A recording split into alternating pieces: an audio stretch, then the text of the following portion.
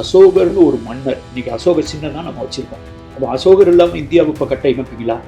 ஆனால் அசோகர்னு ஒரு ஆள் இருந்தாருன்னே தெரியாத பயலுக நம்மலாம். விபத்தினால அகழ்வாராய்ச்சி நடந்திருக்கே தவிர இங்கே இது கிடைக்கும் அப்படின்னு சொல்லி தேடி ஒரு மெட்டீரியல் தேடி இது இங்கே இருக்க வாய்ப்பு இருக்கு அப்படிங்கிற ஒரு அதாவது எக்ஸ்பிரிமெண்டிங் எக்ஸ்ப்ளோரிங் ஆர்கியாலஜி நடந்ததே கிடையாது. அந்த இடத்துல தோன்றதுக்கு இடம் கொடுத்தவங்களாம் யார்? அந்த மக்கள் யார்? எல்லா மதத்தையும் எல்லா ஜாதியையும் சேர்ந்தவர்கள். அவர்கள் தோண்டுங்க சொல்லி ஒரு அம்மா இருக்கா, அந்த அம்மா இடத்த கொடுப்போம். என் இடத்துல வரலாறு இருக்குன்னு நினைச்சாலே எனக்கு பெருமையாக இருக்குது. தரைத்தளத்துலேயும் வீடு இருக்குது, அதுலேயும் டாய்லெட் இருக்குது, கழிப்பறை இருக்குது. ஃபர்ஸ்ட் ஃப்ளோரில் போட்டிருக்கேன், அங்கேயும் டாய்லெட் இருக்குது. அதுலேருந்து வெளியில் தண்ணி ஒரு எல் ஜாண்ட் போட்டு, அந்த எல் ஜாண்ட் தரையில் சாக்கடையில் விழுது. அந்த சாக்கடை இன்னொரு பெரிய சாக்கடையில் போய் விழுது. அந்த பெரிய சாக்கடை அதை விட பெரிய சாக்கடையில் போய் அந்த கழிவு நீர் அந்த நகரத்துக்கு வெளியில் போய் நல்ல நீர் வர்றதுக்கு தனியாக ஒரு வடிகால். இதை விட வேறு என்ன? உலகத்திலேயே பிரமிடு கட்டினதெல்லாம் பெருசு கிடையாது. குப்பை தொட்டி வச்சு வாங்கியிருக்காங்க. குப்பை தொட்டியை கட்டுறதை பற்றி இப்போ பெருமையாக பேசிக்கிட்டு இருக்கோம். இப்போ 2024, 25 குப்பை தொட்டி இருக்குது. கழிப்பறை வீட்டுக்கெல்லாம் கழிப்பறை போட்டுருக்கு. கழிப்பறையை பற்றி இப்போ பேசிகிட்டு இருக்கோம். 5000 ஆண்டுகளுக்கு முன்னால் கழிப்பறையை கட்டி ஒருத்தர் வாழ்ந்துட்டான். அதுதான் அன்றைய உலகத்தினுடைய மன்ஹாட்டன். தமிழ்நாட்டை பொறுத்தவரையில் எது ப்ரொஜெக்ட் பண்ணப்பட்டதுன்னு சொன்னால், நம்ம 2ஆம் நகர்மயமானதே நமக்கு யாரும் ஒத்துக்கலை. நம்மளை என்ன சொல்லியிருந்தாங்கன்னா, முதுமக்கள் தாலியை புதைக்கிறவன், நியோலித்திக்கில் இருக்கிறவன், பழைய கற்காலம் புதிய கற்காலம், விவசாயம் பண்ணிக்கிட்டு வேட்டையாடிக்கிட்டு இருந்தாங்க, விவசாயம் பண்ணிகிட்டு இருந்தாங்க, என்ன பண்ணிகிட்டு இருந்திருக்காங்க. இது கருப்பு சிவப்பு பாண்டம், இது பெருங்கல் பாண்டம், இது இப்படின்னு பேர் கொடுக்குறாங்க தவிர நகர்மயங்கிற வார்த்தையவே பயன்படுத்தலை. எழுத்தறிவினுடைய தொன்மையை பற்றியே பேசலை. அதுக்கு காரணம் ஒரு குடியிருப்பு பகுதிக்கான தேடலே இல்லை.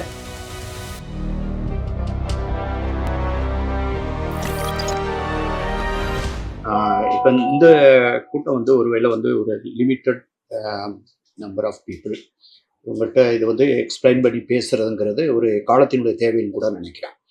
இன்னும் ஒரு ஸ்டெப் மேலே போய் நான் சொல்கிறதா நான் உண்மையிலே அதாவது வெவ்வேறு ஊடகத்தினுடைய வெவ்வேறு காட்சி ஊடகம் அல்லது பிரிண்டட் ஜேர்னலிசம் இதில் இந்த சப்ஜெக்டை இந்த டெஸ்கை ஹேண்டில் பண்ணுறவங்க அல்லது இந்த திருப்பி ஒரு ரொட்டேஷனில் தான் வரும். ஒரு குறிப்பிட்ட எக்ஸ் நம்பர் ஆஃப் பீப்புள் தான் ஹேண்டில் பண்ணுவாங்க. அவங்கள இன்னும் இந்த சப்ஜெக்ட் சம்மந்தமாக எளிதாக படிக்கிறதுக்கான செய்திகளை கொடுக்குற மட்டும் கிடையாது, தேவைன்னா ஒரு ஸ்டடி டூர் மாதிரி கூட பண்ணணுங்கிறது என்னுடைய விருப்பம் கூட. இப்போ நீங்கள் கீழடி, சிவகலை, குடுமணல் அல்லது இந்த பக்கம் பாண்டிச்சேரி பக்கத்தில் அரிக்கமேடு, அந்த பக்கம் மதுரை பக்கம் போனாலே நிறையா பார்த்துலாம். ஆதிச்சநல்லூர், சிவகலை, கீழடி, அழகன்குளம், இந்த சைடு போனால் குடுமணல், இதை பார்த்துட்டு வந்தாலே என்ன பேசுகிறாங்க அப்படிங்கிறது தெரிஞ்சிடும். இப்போ கேரளாவில் பட்டணம்னு ஒரு இடத்துல நடந்துகிட்ருக்கு, அங்கெல்லாம் போகணும் கூட அவசியம் இல்லை. இந்த லிமிட்டட் ஒரு 4-5 சைட் பார்த்தா அது என்ன பேசுகிறாங்க, இதனுடைய டெக்னிக்கல் விஷயம் என்ன அப்படிங்கிற ஒரு புரிதல் வந்துருதுன்னா இது ஊடகம் மூலமாக பொதுமக்களையும் இன்னும் கொஞ்சம் தெளிவாக போய் சேரும் அப்படின்ட்டு. நான் நிறைய நேரங்களில் இந்த காணொலியில் நேர்காணல் கொடுக்கும்போது பல நேரங்களில் நீங்கள் எதை பற்றி பேச போகிறோன்னு நான் கேட்டுக்கிறேன். எனக்கு எப்பயும் தயாரிச்சுட்டு பேச வேண்டிய தேவையில்லை. இருந்தாலுமே எனக்கு ஒரு வகையான என்ன அச்சம் இருக்குதுன்னு கேட்டிங்கன்னா, ஒரு எதில் நம்ம ஃபோக்கஸ் பண்ணோமோ அதில் ஃபோக்கஸ் பண்ணாமல் எங்கேயாவது நம்ம சைட் ட்ராக் பண்ணிட்டு போயிட்டோம்னா அதுதான் இதுலேருந்து கவன குவிப்பை சிதறடிக்க விரும்புகிற விஷயமா இருக்கும். அதன் மூலமாக என்னன்னு கேட்டிங்கன்னா, நீங்கள் அதாவது தும்ப விட்டு வாழ பிடிக்கிற மாதிரி நம்ம we will miss the main articulation. அதை விட்டு வேறு சைடில் நம்ம திரும்பி போயிடுவோம். திடீர்னு அந்த மாதிரி கேள்வி வரும். அந்த கேள்வி எதிர்பாராத கேள்வியாக இருக்கும், அது விரும்பத்தகாத கேள்வியாக கூட இருக்கும். It's not that it cannot be answered. அதை ஹேண்டில் பண்ணால் அதனுடைய கவனக்குவிப்பு சிதைஞ்சிரும் அப்படிங்கிற கவலை எனக்கு உண்டு. நான் தேர்தல் ஆணையத்திலாம் பணியாற்றும் போது நிறைய தடவை நான் தேர்தல் ஆணையத்தினுடைய முழு ஊடக அதாவது ப்ரெஸ் ப்ரீஃபிங் பண்ணுற அஃபீஷியல் ஸ்போக்ஸ் பர்சனாகவே இருந்திருக்கேன் பல ஆண்டுகள். அஃப்கோர்ஸ் நான் ஆங்கிலத்திலாம் பேசுவேன், எனக்கு ஹிந்தி தெரியாதுங்கிறதுனால. இருந்தாலும் இந்தியா முழுவதும் அப்படி ரிவ்யூ பண்ணும்போது நான் நிறைய இந்த இடர்பாடுகள்லாம் சந்திச்சிருவோம். நிறைய இடங்களில் chief election commission of India, அப்புறம் இங்கே இருக்கக்கூடிய சீஃப் எலக்டோரல் ஆஃபீஸர், தலைமை தேர்தல் அதிகாரிகள், அப்புறம் மாநில தேர்தல் நடத்துறதுக்கு ஒரு ஸ்டேட் எலெக்ஷன் கமிஷன் ஒன்று இருக்கும். அது எலெக்ஷன் கமிஷன் ஆஃப் இந்தியா, இவருக்கு பேர் ஸ்டேட் எலெக்ஷன் கமிஷன். இங்க இருக்கிற பிரதிநிதிக்கு பேர் சிஇஓ. இவர் வந்து எம்எல்ஏ தேர்தலையும் எம்பி தேர்தலையும் நடத்துவாரு. அவர் பஞ்சாயத்து தேர்தல், நகராட்சி தேர்தல் நடத்துவாங்க. நிறைய இடங்கள்ல அவர் எழுதும்போது இவர் எழுதிடுவாங்க, இவர் எழுதும்போது அவர் எழுதிடுவாங்க. அப்படி பண்ணும்போது நிறைய கன்ஃபியூஷன் கிரியேட் ஆகும். அது அந்த மாதிரி ஒரு முறை வந்து இதெல்லாம் விளக்கி சொல்றதுக்கே ஒரு முறை நாங்கள் வந்து ஒரு இன்ஃபார்மலா பேசி எனக்கு நினைவு வருது. அது மாதிரி தான் இந்த சப்ஜெக்டை வந்து இப்படி பேசுறது எனக்கு ஒரு மிகவும் தேவையான அப்படிதான் நான் நினைக்கிறேன். அது பேசுகிறப்ப நீங்கள் வந்து கேள்வி நீங்கள் கேட்கலாம், உங்களுடைய ஐயங்கள்லாம் கேட்கலாம். நம்ம இப்போ ஏன் கீழடியை பற்றி இப்போ நம்ம பேசிகிட்டு இருக்கோம்? இந்த கீழடியை பற்றி பேச்சு இப்போ ஏன் ரொம்ப அதிகமாக இருக்குது அப்படிங்கிறதுக்கு உங்களுக்கு எல்லாருக்குமே காரணம் தெரியும். அது வந்து கீழடி வந்து ஒரு ஒரு புரிதல்களை புரட்டி போட்ட இடம். அது என்னென்ன புரிதல்களை புரட்டி போட்டுச்சு அப்படின்னு புரிஞ்சுக்கிட்டா அதை அணுகிற விதமும் நமக்கு தெரிஞ்சிடும்.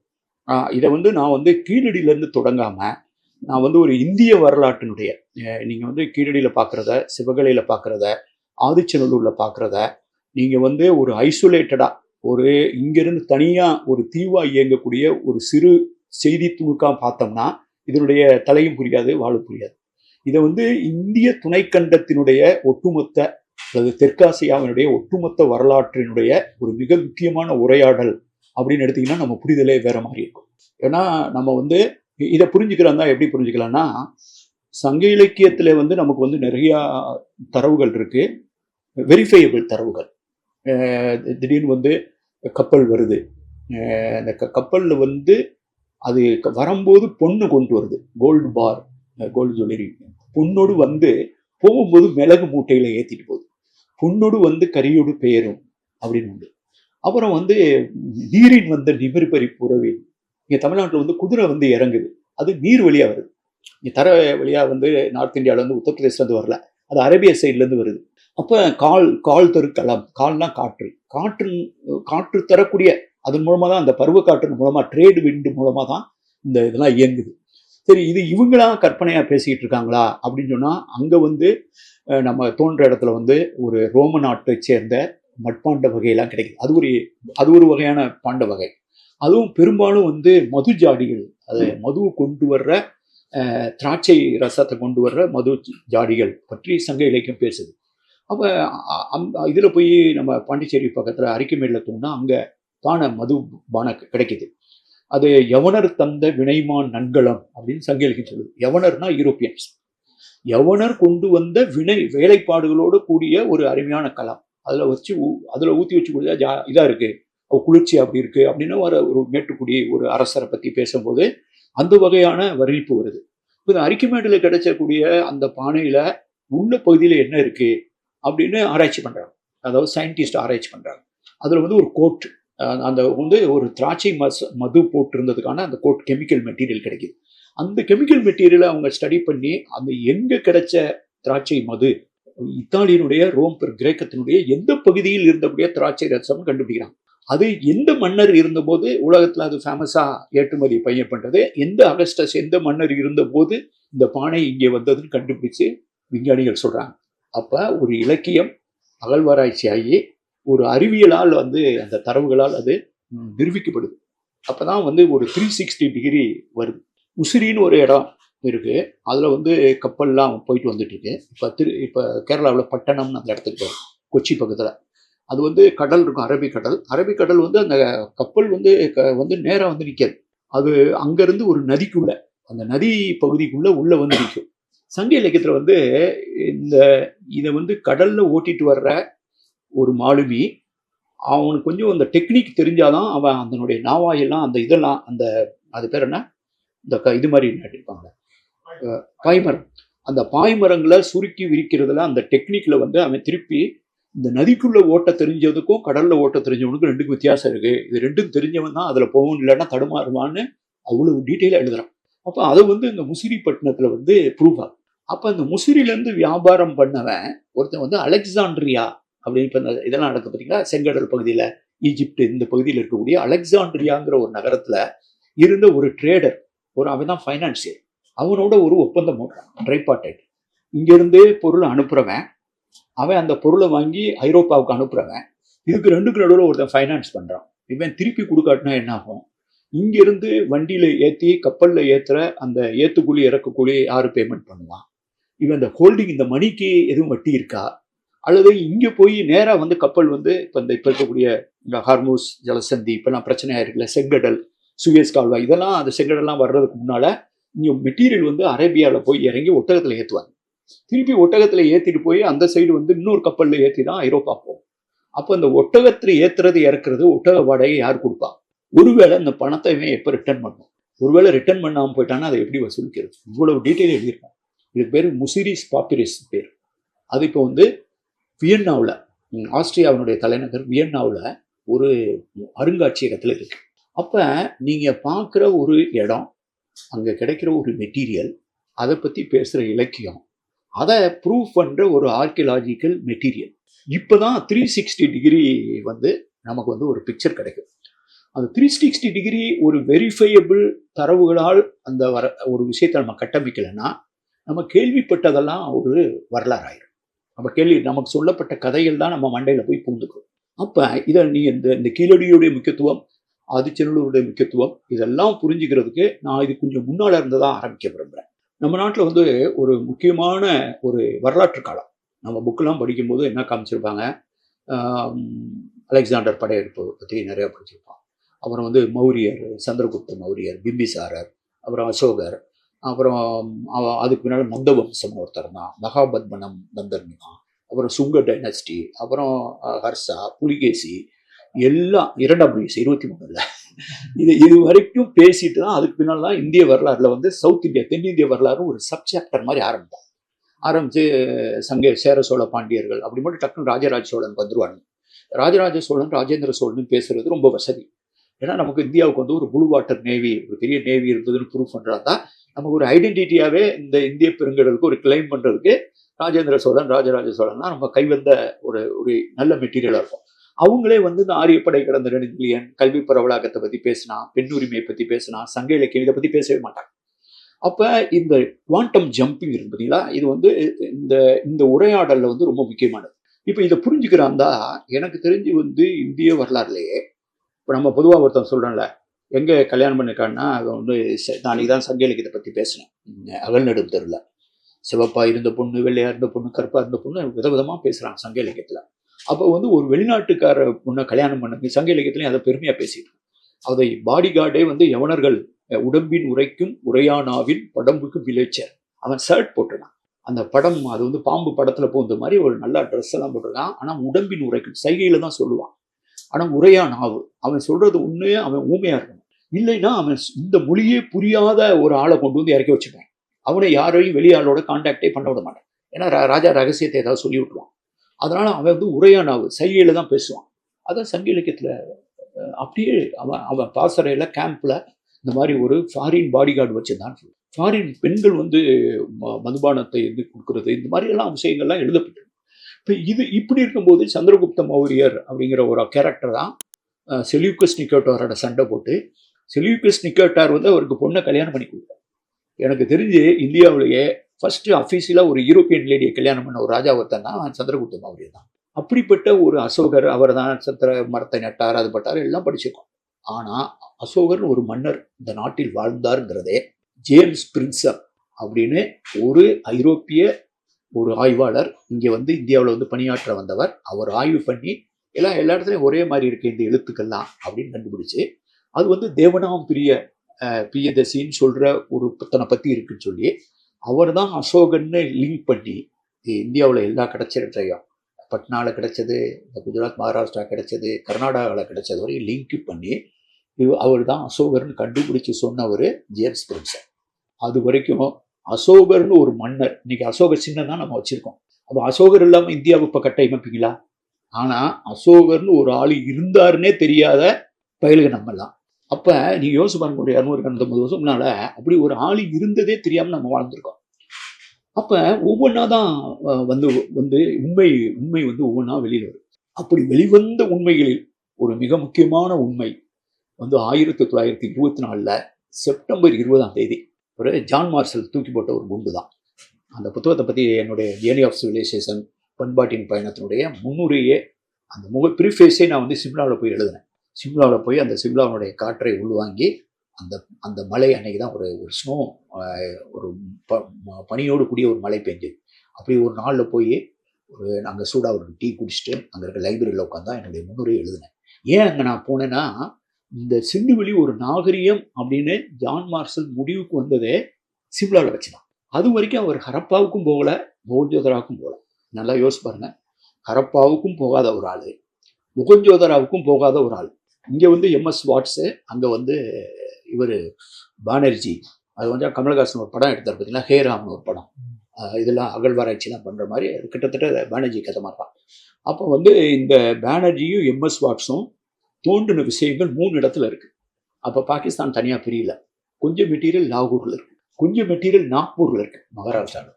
இவருக்கு உடம்பு சொல்லாமல் போகும். பானர்ஜி அவர் தோன்றின மெட்டீரியல்லாம் கல்கட்டா கொண்டு போயிட்டார். இப்போ கல்கட்டாவில் இருக்குது, நாக்பூரில் இருக்குது, லாகூரில் இருக்குது. இவர் 2 இடத்துக்கும் போனதில்லை. இவருக்கு 2 பேருக்கும் பொதுவாக 2 அகழ்வாராய்ச்சியாளர்னா பொதுவாக ஒரு கருத்து இவர் சொல்லுவார், அவர் சொல்லுவார். பொதுவாக அகழ்வாராய்ச்சிங்கிறது ஒரு ஊறுகாய் போட்டு வச்சுக்கிற மாதிரி தான். யாரும் வெளியில் ஒரு உண்மையை வெளிப்படையாக பேச மாட்டாங்க. அவர் அவங்க டீச்சர் ஸ்டூடெண்ட் மட்டும் தான் சொல்லுவார், அவர் ரகசிய மாதிரி வச்சிருப்பார். இப்படி தான் இந்தியாவினுடைய அகழ்வாராய்ச்சிங்கிறது. எப்பயாவது ஒருத்தன் எவனாவது யதார்த்தமாக மாடு மேய்க்க போன இடத்துல கால் தட்டி விழுவான். விழுந்த இடத்துல ஒரு மண்டபம் இருக்கும், உடனே இல்லை ஒரு காசு கிடைக்கும், அவருமே தாசில்தார்கிட்ட சொல்லுவான். அப்புறம் இப்படி தான் வந்து நம்ம நாட்டில் ஒரு விபத்தினால வந்து அகழ்வாராய்ச்சி நடந்திருக்கே தவிர, இங்கே இது கிடைக்கும் அப்படின்னு சொல்லி தேடி ஒரு மெட்டீரியலை தேடி இது இங்கே இருக்க வாய்ப்பு இருக்கு அப்படிங்கிற ஒரு அதாவது எக்ஸ்பிரிமெண்டிங் ஆர் எக்ஸ்ப்ளோரிங் ஆர்கியாலஜி நடந்ததே கிடையாது. ஆக்சிடென்டல் ஆர்கியாலஜியாக நிறைய நடந்தது. இந்த மனுஷன் என்ன பண்ணுறாருன்னா, இந்த 2 மெட்டீரியலையும் அடுக்கி வைக்க பார்க்குறாரு. ஹரப்பா, மொஹஞ்சதாரோ 2க்கு நடுவில் 600 கிலோமீட்டர். 600 கிலோமீட்டர்னா நல்லா யோசிச்சு பாருங்க எவ்வளோ. இங்கே சென்னையிலேருந்து நீங்கள் கிட்டத்தட்ட திருநெல்வேலிக்கும் போகிற மாதிரி தான் இருக்கும். அப்போ சென்னையிலேருந்து திருநெல்வேலி அந்த காலத்தில் 5000 வருஷத்துக்கு முன்னால் எவ்வளோ டிஸ்டன்ஸ் இருக்குது. இங்கே கிடைச்ச செங்கல் அப்படியே அளந்து பார்க்குறாரு. ஒரு மில்லிமீட்டர் கூட வித்தியாசம். இந்த எடைக்கல் இதையும் போட்டு இதையும் எடை போட்டு போட்டால் அப்படியே எழுத்து அதே மாதிரி, பொறிப்பு அதே மாதிரி. இப்படி நிறையா விஷயத்தை அவர் வந்து ஒரு ஒப்பிட்டு பார்த்துட்டு இது எப்படி இங்கே டேலி ஆகுது அப்படின்னு ஒரு முடிவுக்கு வர்றாரு. அதான் வந்து நைன் ஜோட்ஸ் லகரி சொல்லுவாங்க, ஜான் மார்ஷல் வந்து ஒரு ஷெர்லாக் ஹோம்ஸ் மாதிரி. அவன் மைண்டுக்குள்ளே ஒரு ஷெர்லாக் ஹோம்ஸ் இருக்கான். அந்த ஷெர்லாக் ஹோம்ஸ் தான் சொல்கிறான், இது வந்து லோக்கல் கல்ச்சர்லடா, இது வந்து ஒரு சிவிலைசேஷன். அப்போ யூசஸ் வேர்டு சிவிலைசேஷன். அது நிறைய பேர் வந்து நிறைய விஷயங்கள் இருக்குது. நம்ம வந்து தமிழில் வந்து நம்ம என்ன பயன்படுத்தணும்னா, என்னுடைய புத்தகத்தினுடைய ஆங்கில புத்தகத்தினுடைய பேர் journey of a civilisation Indus to Vaigai. ஆனால் தமிழில் நான் போடும்போது ஒரு நாகரிகத்தின் பயணம் சிந்து முதல் வைகை வரைன்னு போட்டிருக்கலாம். ஆனால் நான் வந்து பர்பஸாகவே பண்பாட்டின் பயணம் அப்படின்னு போடுறேன். ஏன்னா பண்பாடுங்கிறது ஒரு அருமையான தமிழ் சொல். ஆனால் நம்ம பொதுவாக வந்து பண்பாடுங்கிறத கல்ச்சருங்கிறதுக்கும் பயன்படுத்துகிறோம்.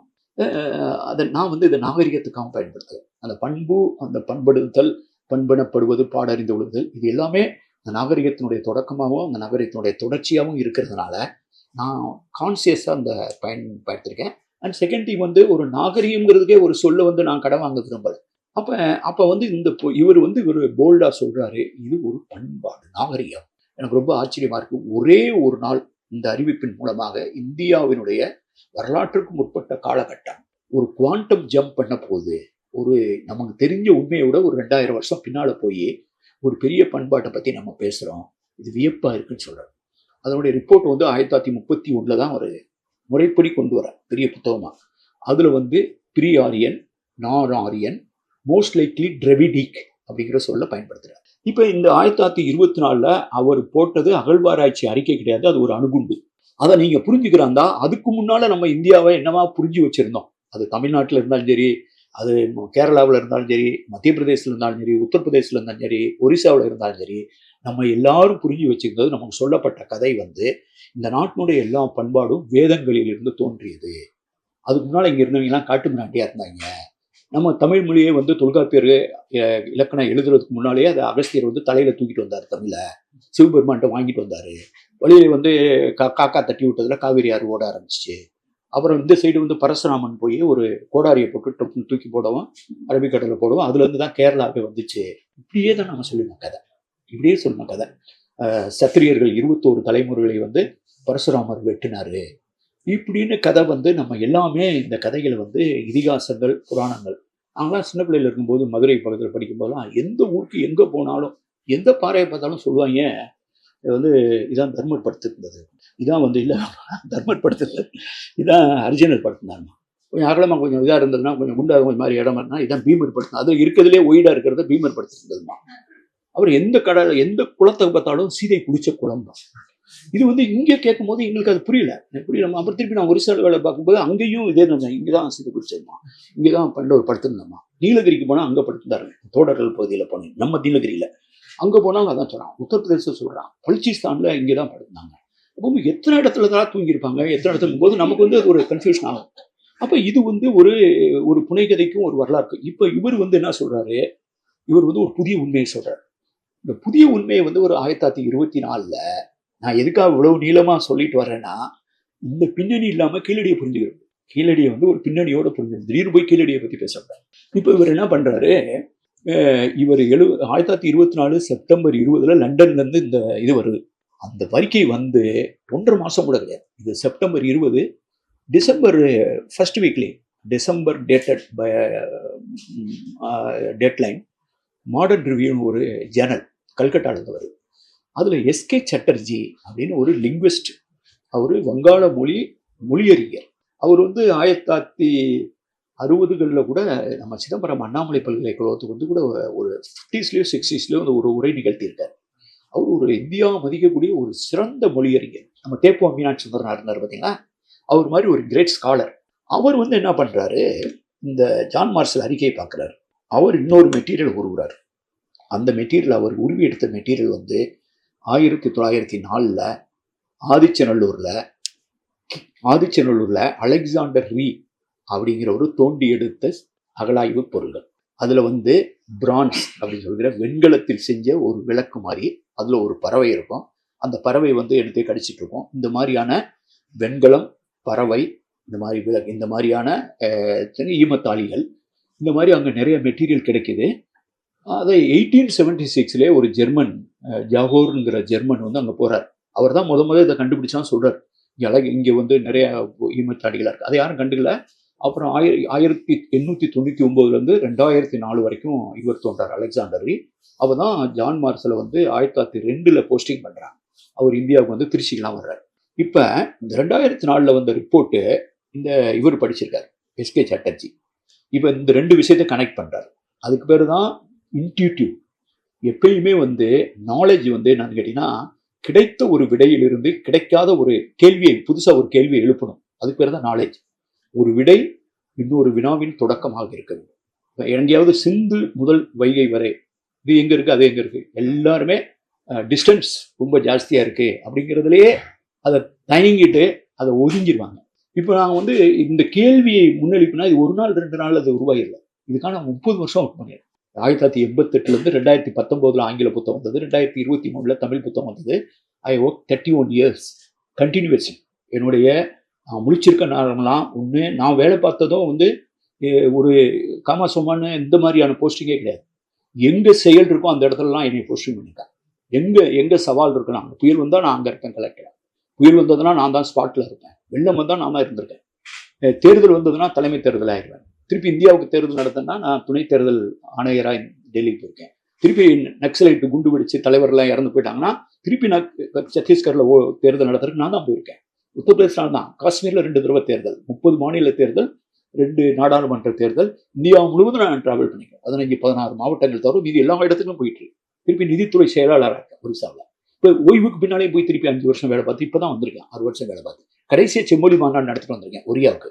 அப்போ இந்த 31 வருஷம் இந்த தொடர் பயணம் வந்து என்னுடைய எல்லா ஓய்வு நேரங்களையும், எல்லா சனி ஞாயிறுகளையும், எல்லா இரவுகளையும் ஆஃபீஸ் வந்து 11 மணிக்கு மேலே ஆன் பண்ண கம்ப்யூட்டருடைய விளைவு இதெல்லாம். அப்போ இது அவ்வளவு சீக்கிரமாக உணர்ச்சி வசப்பட்டு சொல்லப்பட்ட விஷயமே கிடையாது. இந்த புத்தகத்தில் எழுதப்பட்டிருக்கக்கூடிய ஒவ்வொரு பக்கத்தையும், ஒவ்வொரு பேராவையும் எவ்வளவு பெற்ற ஆய்வு அறிஞர் அரங்கத்திலையும் என்னால் ஐ கேன் டிஃபெண்ட் இட். என்னால் அதை டிஃபெண்ட் பண்ண முடியுங்கிறதா என்னுடைய ஸ்ட்ரென்த்தாக நான் நினைக்கிறேன். என்னால் டிஃபெண்ட் பண்ண முடியாத எதுலேயுமே நான் இதை எதையுமே எழுதவே இல்லை, உணர்ச்சி வசப்பட்டு எழுதவே இல்லை. அதை ஒரு ப்ரொபோஸ். அப்போ நீங்கள் புரிஞ்சுக்கிறதுனா, இந்த மனுஷன் வந்து 1904 கண்டுபிடிச்சதை இந்த எஸ்கே சட்டர்ஜி பெங்காலி அவர் படிச்சிருக்காரு. இப்போ இன்றைக்கினா கேட்குவேன், இவர் எந்த ஊருக்காரரு, ஒரு மதுரைக்காரர் இப்படி தான் எப்பயுமே இப்படி தான் பேசுவாங்க, திருநெல்வேலிக்காரங்க இப்படி தான் பேசுவாங்க, அது இதுன்னு சொல்லலாம், தமிழர்கள் சொல்லலாம். அவர் யார்? அவர் வந்து பெங்காலி. 1924 வந்து புத்தகத்தை எழுதுறார். அதில் சொல்கிறாரு, இந்த ஆதிச்சநல்லூரில் கிடைச்ச மேட்டரு தட்சசீலத்தில் கிடைச்சிருக்கிறது. அப்போ வந்து இந்த சிந்துவெளியில் இவர் ரிப்போர்ட் பண்ணுறது ஹரப்பா மொஹஞ்சதாரோ இந்த தட்சசீலத்தில் கிடைக்கிறது, இதெல்லாம் பார்த்தா கிட்டத்தட்ட ஒன்றோடு ஒன்று தொடர்புடைய மாதிரி இருக்கு. அது இல்லாமல் அவங்க ஒரு ரிச் லிட்ரேச்சர் வேறு வச்சுருக்காங்க. இந்த சைடு ஒரு திராவிட மொழி இருக்கு சிந்துவெளி பகுதியில். அது கால்டுவெலே சொல்லியிருக்காரு, பிராகுவின் ஒரு மொழி சிந்துவெளி பகுதியில் ஒரு திராவிட மொழியை பேசுகிறாங்க. அது தமிழோட தொடர்புடைய மொழியாக இருக்குது, இந்த திராவிட மொழி குடும்பத்தை சேர்ந்ததாக இருக்குது. இதை எல்லாத்தையும் கூட்டி கழிச்சு பார்த்துட்டு இந்த மனுஷன் சொல்கிறாரு, Dravidian origins of the Indian civilisation அப்படின்னு 1924 டிசம்பரில் எஸ்கே சாட்டர்ஜி ஒரு அருமையான கட்டுரை எழுதுறாரு. அதுக்கு பின்னால் கீராஸ் பாதிரியார் வர்றாரு, அஸ்கோ பர்கோலா, ஐராவத மகாதன், இவங்கெல்லாம் ஸ்டடி பண்ணுறாங்க. இப்போ நீங்கள் மனசில் வச்சுக்கிறது 1924 அவர் போட்ட ஆய்வு அணுகுண்டு அதை வழிமொழிந்த எஸ்கே சாட்டர்ஜி என்ற பெங்காலி அறிஞர். இது வந்து 1924. இந்த ஜான் மார்ஷல்கிட்ட நிறைய பேர் வேலை பார்க்குறாங்க. அப்புறம் மார்ட்டின் வீலர் வர்றாரு, பின்னாலெல்லாம் வர்றாரு 40s. அந்த 30s கடைசியிலே வந்து கேஎன் தீட்சித் அப்படின்னு ஒருத்தர், கேஎன் தீட்சித், அவர் வட மாநிலங்களை சேர்ந்தவர். ஜான் மார்ஷலே அவரை ட்ரெயின் பண்ணியிருக்காரு. அவர் ஹரப்பா மொஹஞ்சதாரோலையும் அவர் போய் திருப்பி ஃபர்தர் எக்ஸ்கவேஷன்லாம் பண்ணியிருக்காரு. அவர் வந்து 37 இந்த பிஜிஏஎஸ்ஐ வர்றாரு. அதுக்கு முன்னால் 35 வந்து அவர் சென்னைக்கு வர்றாரு, மெட்ராஸ்க்கு யூனிவர்சிட்டியில் வந்து பேசுகிறார். பேசும்போது அவர் ஒரு கருத்தை சொல்கிறார். அப்போ அந்த 35க்கும் இந்த 24க்கும் நடுவில் இந்த ஹரப்பா மொஹஞ்சதாரோனுடைய தொடர்ச்சி குஜராத் பகுதியில் இருக்கு நிறையா அப்படின்னு கட்சி பகுதியில் கண்டுபிடிச்சிடாங்க. இப்போ இவருக்கு வந்து ஹரப்பா மொஹஞ்சதாரோ தெரியும், இவரே போய் ஆராய்ச்சி பண்ணியிருக்காரு. கட்சி பகுதியில் இருக்கக்கூடிய குஜராத் தெரியும், இவர் ஆதிச்சநல்லூர் தெரியும். எஸ்கே சாட்டர்ஜி கட்டுரையை படிச்சிருப்பாரு. இவர் மெட்ராஸில் வந்து பேசுகிறார். குஜராத் ராஜஸ்தான் பகுதியில் இருக்கக்கூடிய பெண்கள்லாம் ஒரு வளையல் அணிகிறாங்க, சங்கு வளையல். இப்போ கூட பார்த்தீங்கன்னா தெரியும், சினிமாவில் இதெல்லாம் காட்டுவாங்க, வெள்ளையா ஒயிட்டாக இருக்கும். இது இப்போ பிளாஸ்டிக்கில் போடுறாங்க. அந்த காலத்தில் அந்த வெள்ளையில் போட்டிருந்தது வந்து சங்கு வளையல். இந்த சங்கு வளையல் அணிகிறாங்க. இந்த சங்கு வளையல் செய்கிறது வந்து குஜராத்தில் இருக்குது. அதே மாதிரி இங்கே நிறைய சங்கு குளிக்கிறது, சங்கு வளையல் செய்கிறது வந்து இங்கே தென் தமிழ்நாட்டில் தான், திருநெல்வேலி பகுதியில் தான் அந்த முத்து குளிக்கிறது, சங்கு வளையல், இதெல்லாம் இந்த இண்டஸ்ட்ரியெல்லாம் இங்கே தான் இருக்குது. அவர் ஒரு கணக்கு போடுறார். இவனுக்கு வந்து லேபிஸ் லசூலி ஆப்கானிஸ்தானில் மட்டும்தான் கிடைக்கும், சார்த்துகைன்னு ஒரு இடத்துல தான். லேபிஸ் லசூலி கிடைக்கிறதுக்காக 1900 கிலோமீட்டர் டிராவல் பண்ணி ஆப்கானிஸ்தானுக்கு போனவன், சுமேரியா யூப்ரட்டிஸ் டைகிரிஸ் பகுதியில் சுமேரியா மெசபடோமியாவோட வியாபாரம் பண்ணி அணிகலன்கள், ஹை வேல்யூ ஆடட் ப்ராடக்டையும், எரும மாடையும், தேக்கு மரத்தையும், கதவுகளையும் ஏற்றுமதி பண்ணவன் இந்த சைடு இருக்கக்கூடிய போர்ட்டு, ஒன்று லோக்கல் போர்ட்டாக இருக்கும், இல்லை கராச்சி போர்ட்டாக இருக்கும். இந்த சைடில் திரும்பி பார்க்கும்போது ரொம்ப ஈஸியாக போகிறதுக்கு இருக்கக்கூடிய தமிழ்நாட்டில் தொடர்பு வச்சுருக்க மாட்டானா இங்கேருந்து மெட்டீரியல். அப்போ நாங்கள் இதே மாதிரி ஆளுங்க வந்து தொடர்ந்து இந்தியா ஃபுல்லாக பயணப்படும் போது எனக்கு ஒரு புரிதல் இருக்குது. இந்த டீக் லைன்ஸ் ஆஃப் டிராவிடியன்ஸ் அப்படின்னு ஒரு 90களில் நான் ஒரு ஆராய்ச்சி பண்ணேன். தேக்கு மரம் வந்து இந்தியாவில் வந்து தமிழ்நாட்டில் இந்த நீலாம்பூர், இங்கே மாதிரி கேரளா, தமிழ்நாடு, இங்கெல்லாம் தேக்கு மரம் விளையும். கர்நாடகா, ஆந்திரா, இப்படியே மேலே போனீங்கன்னா ஒரிசாவில் விளையும், சத்தீஸ்கரில், அப்புறம் மத்திய பிரதேசத்தில் ஒரு பகுதி, ஒரு சென்ட்ரல் இந்தியாவில் ஒரு கோடு மாதிரி ஒரு இடத்துல அந்த தேக்கு அப்படி நின்றோம். அதுக்கு பின்னால் தேக்கு வந்து சில இடங்களில் மட்டும் முன்னேறும். வட இந்தியாவில் வந்து அந்த பகுதியில் இருந்து சால் மரம் அப்படின்னு ஒரு மரம் இருக்குது, SAL அப்படின்னு பார்த்தீங்கன்னா அதனுடைய பொட்டானிக்கல் நேம் பார்த்தீங்கன்னா. அந்த மரம் வந்து நார்த் இந்தியா ஃபுல்லாக இருக்கும். இந்த இடத்துல வந்து இந்த சத்தீஸ்கர், மத்திய பிரதேஷ், ஒரிசாவினுடைய சில பகுதியில் வரும்போது சால் வந்து நீ அந்த கோட்லேயே நின்றுக்க, நான் இந்த சைடில் நின்றுக்கிறேன்னு வடிவேல் சொன்ன மாதிரி அந்த தேக்கு மரமும் அந்த சால் மரமும் நிற்கிற ஏரியாவில், அதாவது ட்ரைப்ஸ் ஆஃப் சென்ட்ரல் ஏசியான்னு 4th ஒரு ஆங்கில இது நீங்கள் படிச்சிருக்கீங்களா, பார்த்துருப்பீங்க. அது சரி, அவர் வந்து ஒரு ஃபாரஸ்ட் ஆஃபீஸர் இருந்தவர். Phenomenal book. அதில் அந்த சேவல்கள், இந்த மத்திய பிரதேஷ் பகுதியில் வந்து விதவிதமான சேவல்கள், இந்த முருகன் வழிபாடு மாதிரி இருக்கிற இடம், இந்த கோயில்கள், மலை கோயில்கள், இதெல்லாம் நான் படித்து அந்த ஏரியாவெலாம் போயிருக்கேன். அப்போ அந்த பகுதியில் தேக்கு, இவன் தேக்க வியாபாரம் பண்ணியிருக்காங்கன்னா அந்த தேக்கு வந்து பெனின்சுலர் இந்தியாவிலேருந்து தான் கிடச்சிருக்கும். இந்த முத்து இந்த பகுதியில் தான் கிடச்சிருக்கும். சங்கு வளையல் வந்து ஒன்று குஜராத்தில் கிடச்சிருக்கும், இல்லை தமிழ்நாட்டில். இது ரெண்டையும் கணக்கு போட்டு இவர் சொல்கிறாரு, மெட்ராஸில் வந்து சொல்கிறாரு. இப்போ 1935 பேசுகிறாரு. அது புத்தகமாக வரும்போது 39 வரும் பிரிண்டில். இப்போ கட்சி பகுதியில், குஜராத் பகுதியில் நிறையா கிடைக்குது. அதனுடைய தொடர்ச்சி வந்து இந்த திருநெல்வேலி, மதுரை, இந்த கொற்கைங்கிற வேடையை யூஸ் பண்ணுறாரு. இந்த பகுதியெலாம் கிடைக்கணும்னு எனக்கு தோணுது. இந்த பகுதியில் தீவிரமாக அகழ்வாராய்ச்சி செஞ்சால் இந்த சிந்துவெளி நாகரிகத்தோடு ஒப்பிடத்தக்க சமகாலத்தை சேர்ந்த அல்லது அதற்கு சற்று காலத்தால் பின்தங்கி, அவர் சொந்த சிந்துவெளி நாகரிகம் வந்து கிமு 2500 1905 இவர் எக்ஸ்ட்ரீமேட் பண்ணுறது ஒன்று ஈக்குவல் டைமாக இருக்கும், அல்லது மேபி 400 வருஷம் 500 வருஷம் வித்தியாசத்தில் இருக்கும். ஆனால் கட்டாயம் எவிடன்ஸ் கிடைக்கும் அப்படின்னு சொல்லிட்டு இங்கு இருக்கக்கூடிய என்னுடைய தோழர்கள், அவருடைய கலீக்ஸ், உங்களில் இதை செய்ய போவது யார் அப்படின்னு மெட்ராஸ்க்கு வந்து கேட்டு போறாரு ஒருத்தர். அவரு மதுரைக்காரர் கிடையாது, திருநெல்வேலிக்காரர் கிடையாது, KN தீட்சித். அவர் யாரும் சும்மா போறது கிடையாது, டைரக்டர் ஜெனரல் ஆஃப் ஆர்கியாலஜி. அப்ப 1935 கேட்ட கேள்வியை 2004-5 சத்தியமூர்த்தி பறவை வரைக்கும் எவனாவது திரும்பி பார்த்தானா? 80 வருஷம் 70 வருஷம் சரியா, 70 வருஷம் அந்த பக்கத்தில் ஒரு நாதி போகல. சரி, அதுக்கு பின்னால நீங்க இந்த ஹிஸ்டரியை தெரிஞ்சிட்டு வந்தாதான் இது நாங்க எதை பத்தி கவலைப்படுறோம், எதுக்காக நின்று பேசுறோம் அப்படிங்கிறத நீங்க புரிஞ்சுக்க முடியும். அதுக்கு பின்னால ஒருத்தர் போறார், அவர் பேர் T. சத்தியமூர்த்தி, ட்ரெயின்டு ஆர்கியாலஜிஸ்ட், ரொம்ப அருமையான ஆர்கியாலஜிஸ்ட். அவரோட நான் ஒர்க் பண்ணியிருக்கேன். ஒரிசாவில் நான் வந்து பல வேலைகள் பார்த்துருக்கேன். டூரிசம் செக்ரட்டரியாகவும், இன்ஃபர்மேஷன் செய்தி மக்கள் தொடர்பு செயலாளரோட, நான் பண்பாட்டுத்துறைக்கும் செயலாளராக. பண்பாட்டுத்துறைக்கு அந்த மாநிலத்தில் பிறக்காத ஒருவன், ஒரு IAS அதிகாரி அந்த செயலாளரை ஆகுவது முதல் தடவை. அதை நானே எடுத்தேன், எதுக்கு என்னை போடுறீங்கன்ட்டு. அதை அப்பயே நான் வந்து ஒரிசாவை பற்றி, வரலாறை பற்றி ஏராளமான ஆராய்ச்சி கட்டுரைகள் உலக அளவில் நான் எழுதியிருந்ததுனால் எனக்கு அப்படி ஒரு என்னால் எல்லாரும் ஒப்புக்கொள்ள முடியாதனால என்னை அந்த பதவியிலையும் போட்டாங்க. அப்போ இவர் வந்து ASIயில் வேலை பார்க்குறாரு. நீ அமர்நாத் ராமகிருஷ்ணன் எப்படி வேலை பார்த்தாரோ அது மாதிரி இந்த ஒரிசா டிவிஷனில் வந்து சூப்பரண்டா சத்தியமூர்த்தி இருக்கார். நானும் அவரும் அடிக்கடி இந்த கொனார்க்கு போவோம். அப்போ தான் வந்து நான் எந்த இடத்துக்கு போனாலும் அந்த ஏரியாவுடைய புக்கு தான் ஃபஸ்ட்டு எங்கே போஸ்டிங் ஆனோம், சப் கலெக்டரோ கலெக்டரோ, அந்த ஏரியாவுடைய கெஜெட்டு, அந்த ஏரியா சம்மந்தப்பட்ட புக்கெல்லாம் நிறைய படிப்பேன். அப்போ வந்து இந்த கொனார்க்கை பற்றி நான் படித்து நிறைய ஆராய்ச்சியெல்லாம் பண்ணியிருக்கேன். கொனார்க்கை பற்றி நான் இந்திய அளவில் சர்வதேச அளவில் கட்டுரைகள்லாம் எழுதியிருக்கேன். அப்போ வந்து நானும் இவரும் ட்ராவல் பண்ணும்போது நான் ரியலைஸ் பண்ணுறேன், இந்த ஜான் மார்ஷல் வந்து சேர்ந்ததுக்கு பின்னால் கர்சன் பிரபு இந்தியாவினுடைய வைஸ்ராயாக இருந்தபோது தான் ஜான் மார்ஷலை கொண்டு வர்றாரு. இந்த கர்சன் பிரபு தான் இந்த பழைய தொல்பழங்கால எச்சங்களை பாதுகாக்கணுங்கிறதுல அக்கறை காட்டுகிற ஒரு வைஸ்ராயாக வர்றார். அவர் வந்து இறங்கினதுக்கு பின்னால தான் இந்த கொனார்க் வந்து அப்படியே பயங்கரமாக மண்ணு மூடி அது இருந்த இடமே தெரியாமல் எல்லாம் மணல் புதஞ்சு போயிருக்கு. அந்த மணலெல்லாம் நோண்டிட்டு எல்லாம் அதை வந்து அவரெல்லாம் சுத்தம் பண்ணும்போது சிலர் சொல்கிறாங்க, இன்னும் ஃபர்தர் வந்து நம்ம எடுத்தோம்னா அது அப்படியே அந்த ஸ்ட்ரக்சரே சரிஞ்சு கீழே விழுந்துரும் போல இருக்கு அப்படின்னு சொல்லவும், சரி அப்படி விழுந்துடக்கூடாதுன்னு என்ன பண்ணுறாங்க, இந்த கோபுரம் மாதிரி இருக்கிறதுல உள்ளே வந்து மண்ணை போட்டு, இப்போ அந்த மண்ணு கீழே இறங்கிருச்சு, நாங்கள் ஸ்டடி பண்ணிட்டு இருக்கோம், அதை தோண்டினாலும் விழுகாது அல்லது சைடில் வந்து செட்டப் பண்ணலாம்ட்டு ASI மற்றவங்களாம் ஃப்ரெஞ்செலாம் வந்து ஸ்டடி பண்ணாங்க.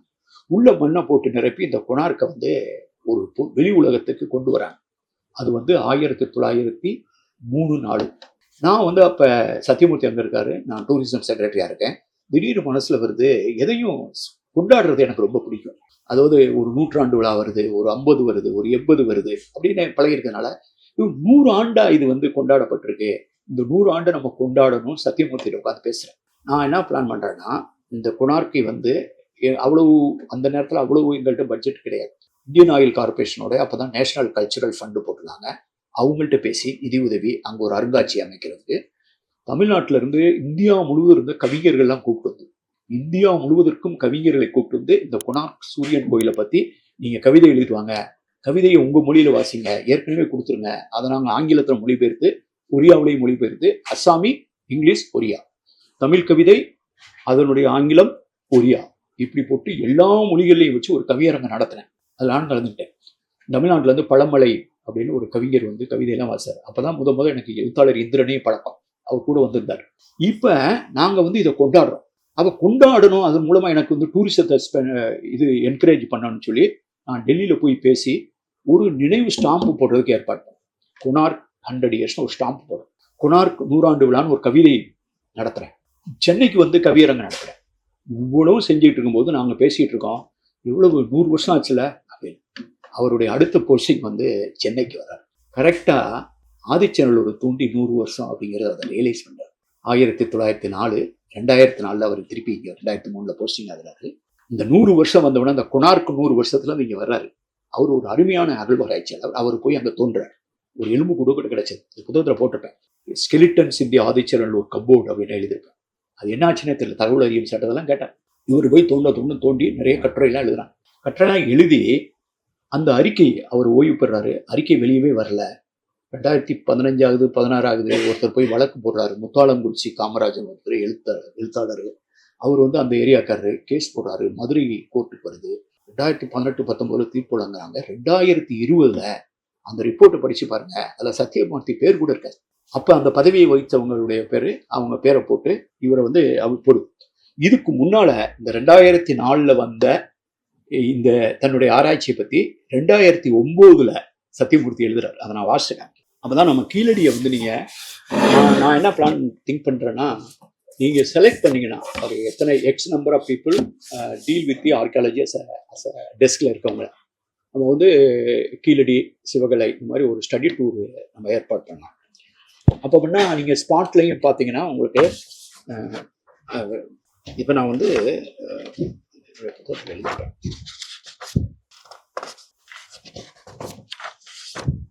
அவர் என்ன சொல்றாருன்னா 2009 அவர் வந்து ஒரு இதை எழுதுறாரு.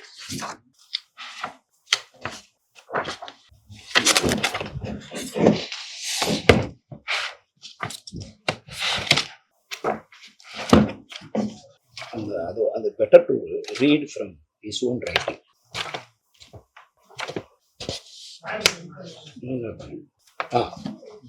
இது என்னுடைய புத்தகத்தில் 619 பக்கத்தில் இருக்கும். நான் வாசிக்கிறேன். இந்த அகழாய்வு நடைபெற்று 15 ஆண்டுகளுக்கு பின்னரும் அதன் முழுமையான அறிக்கை வெளியிடப்படவில்லை. இது நான் சொல்றது ஆதிச்சநல்லூர், கீழடிக்கு நம்ம அல்ல. இறுதியாக தூத்துக்குடியைச் சேர்ந்த சமூக ஆர்வலர் முத்தாளங்குறிச்சி காமராஜ் என்பவர் சென்னை உயர்நீதிமன்ற மதுரை கிளையில் வழக்கு தொடர்ந்த பின்னரே உயர்நீதிமன்றத்தின் ஆணையின்படி 2004, 2005 ஆண்டுகளில் கிடைத்த தடயங்கள் கரிம ஆய்வுக்கு அனுப்பப்பட்டன. ஆதிச்சநல்லூர்ல கிடைச்சதை கார்பன் டேட்டிக்கு அனுப்பணும்னே கோர்ட்டு சொல்ல வேண்டியிருக்கு. இது கோர்ட்டு சொல்ல வேண்டிய தேவை இருக்கா எங்கேயாவது?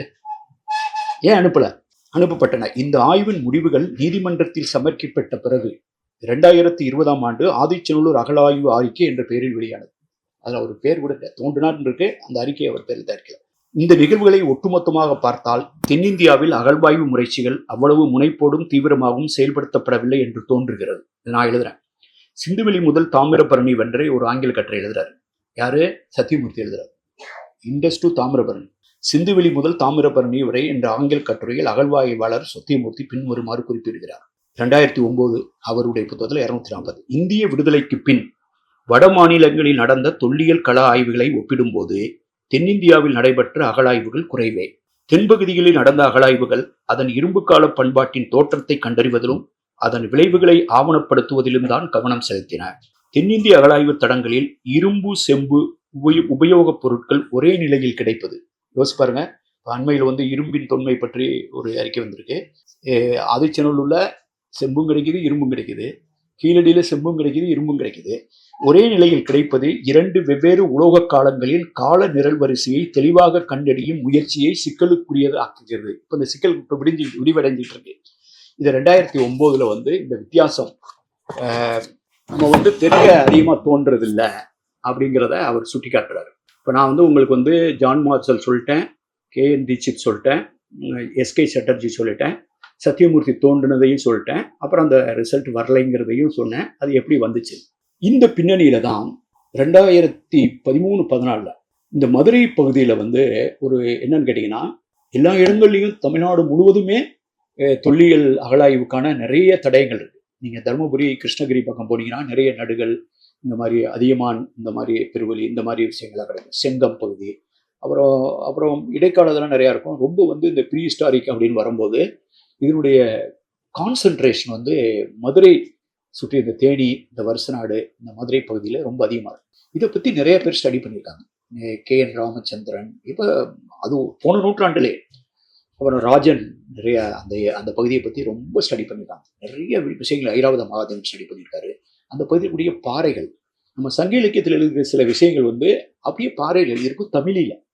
மதிரை, நெடுஞ்செழியன், அந்துவன்கிற பேர் சங்க இலக்கியத்தில் வரும், பாறையிலையும் எழுதப்பட்டிருக்கும். இது மாதிரி சங்க இலக்கியத்தில் எழுதின பேர் வந்து கற்பனை இல்லை அப்படின்னு சொல்றதுக்கு பாறையில் இருக்கு. அது எழுதப்பட்ட எழுத்து வந்து தமிழ் எழுத்துங்கிறனால அந்த தமிழ் எழுத்தினுடைய வயசு என்ன, இப்படி இது ஒரு கோணத்துல. அப்ப சுத்தி பார்க்கும்போது இந்த வைகை நதி அப்படிங்கிறது ஒரு முக்கியமானதா வெளியில வரும். இந்த மதுரை அப்படிங்கிறது ஒரு நகரம் இருக்கு. இந்த மதுரையில் இருக்கவங்க வந்து completely engage with their past. அவன் வந்து நாங்கள் தான் தமிழை வளர்த்தோம், 3 சங்கம் இங்கே தான் இருந்தது, முதல் சங்கம் தென் மதுரையில் இருந்தது. அப்புறம் 2ஆம் சங்கம் கபாடபுரத்துக்கு வந்தது. 3வது சங்கம் தான் இந்த மதுரைக்கு வந்தது அப்படிங்கிறான். அப்ப இந்த நான்மாட கூடலையே வந்து தமிழ் கூடல், தமிழ் மொழியான நகர் அப்படின்னு சங்க இலக்கியம் சொல்லுது. தமிழோடு தொடர்புடுது. ஒரு நதியை வந்து ஒரு மொழியோட தொடர்புடுது. தமிழ் வையை கண்ணம் புனல், தமிழ் வையை அப்படின்னே கூப்பிடுது. இந்த பெருமை வந்து வேற எந்த நதிக்கு இல்லை.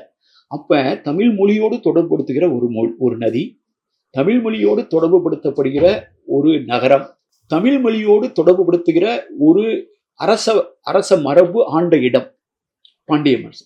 இப்ப இந்த 3 சேர்ற இடத்துல வந்து ஆளுங்கெல்லாம் போய் தேடுறாங்க. ஏதாவது என்னடா மதுரைங்கிறாங்க, மதுரையில என்ன கிடைக்கும்? அப்ப சங்க இலக்கியம் சொல்ற மெட்டீரியல்லாம் இருக்கு. திருப்பரங்குன்றத்தை பத்தி பேசுது, மதுரையை பத்தி பேசுது, வைகை நதியை பத்தி பேசுது.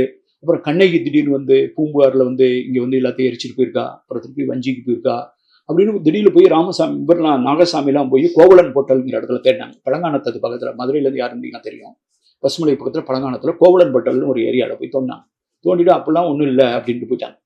நிறைய பேர் அப்படிலாம் ஒன்றும் இல்லை, அப்படி இல்லாமல் ஒன்றும் இல்லைன்னு போய் கிட்டத்தட்ட தமிழ்நாடு அகழ்வாராய்ச்சி ஒரு மாதிரி ஊத்தி மூணு மாதிரி தான் நிறைய தோணுனாங்க.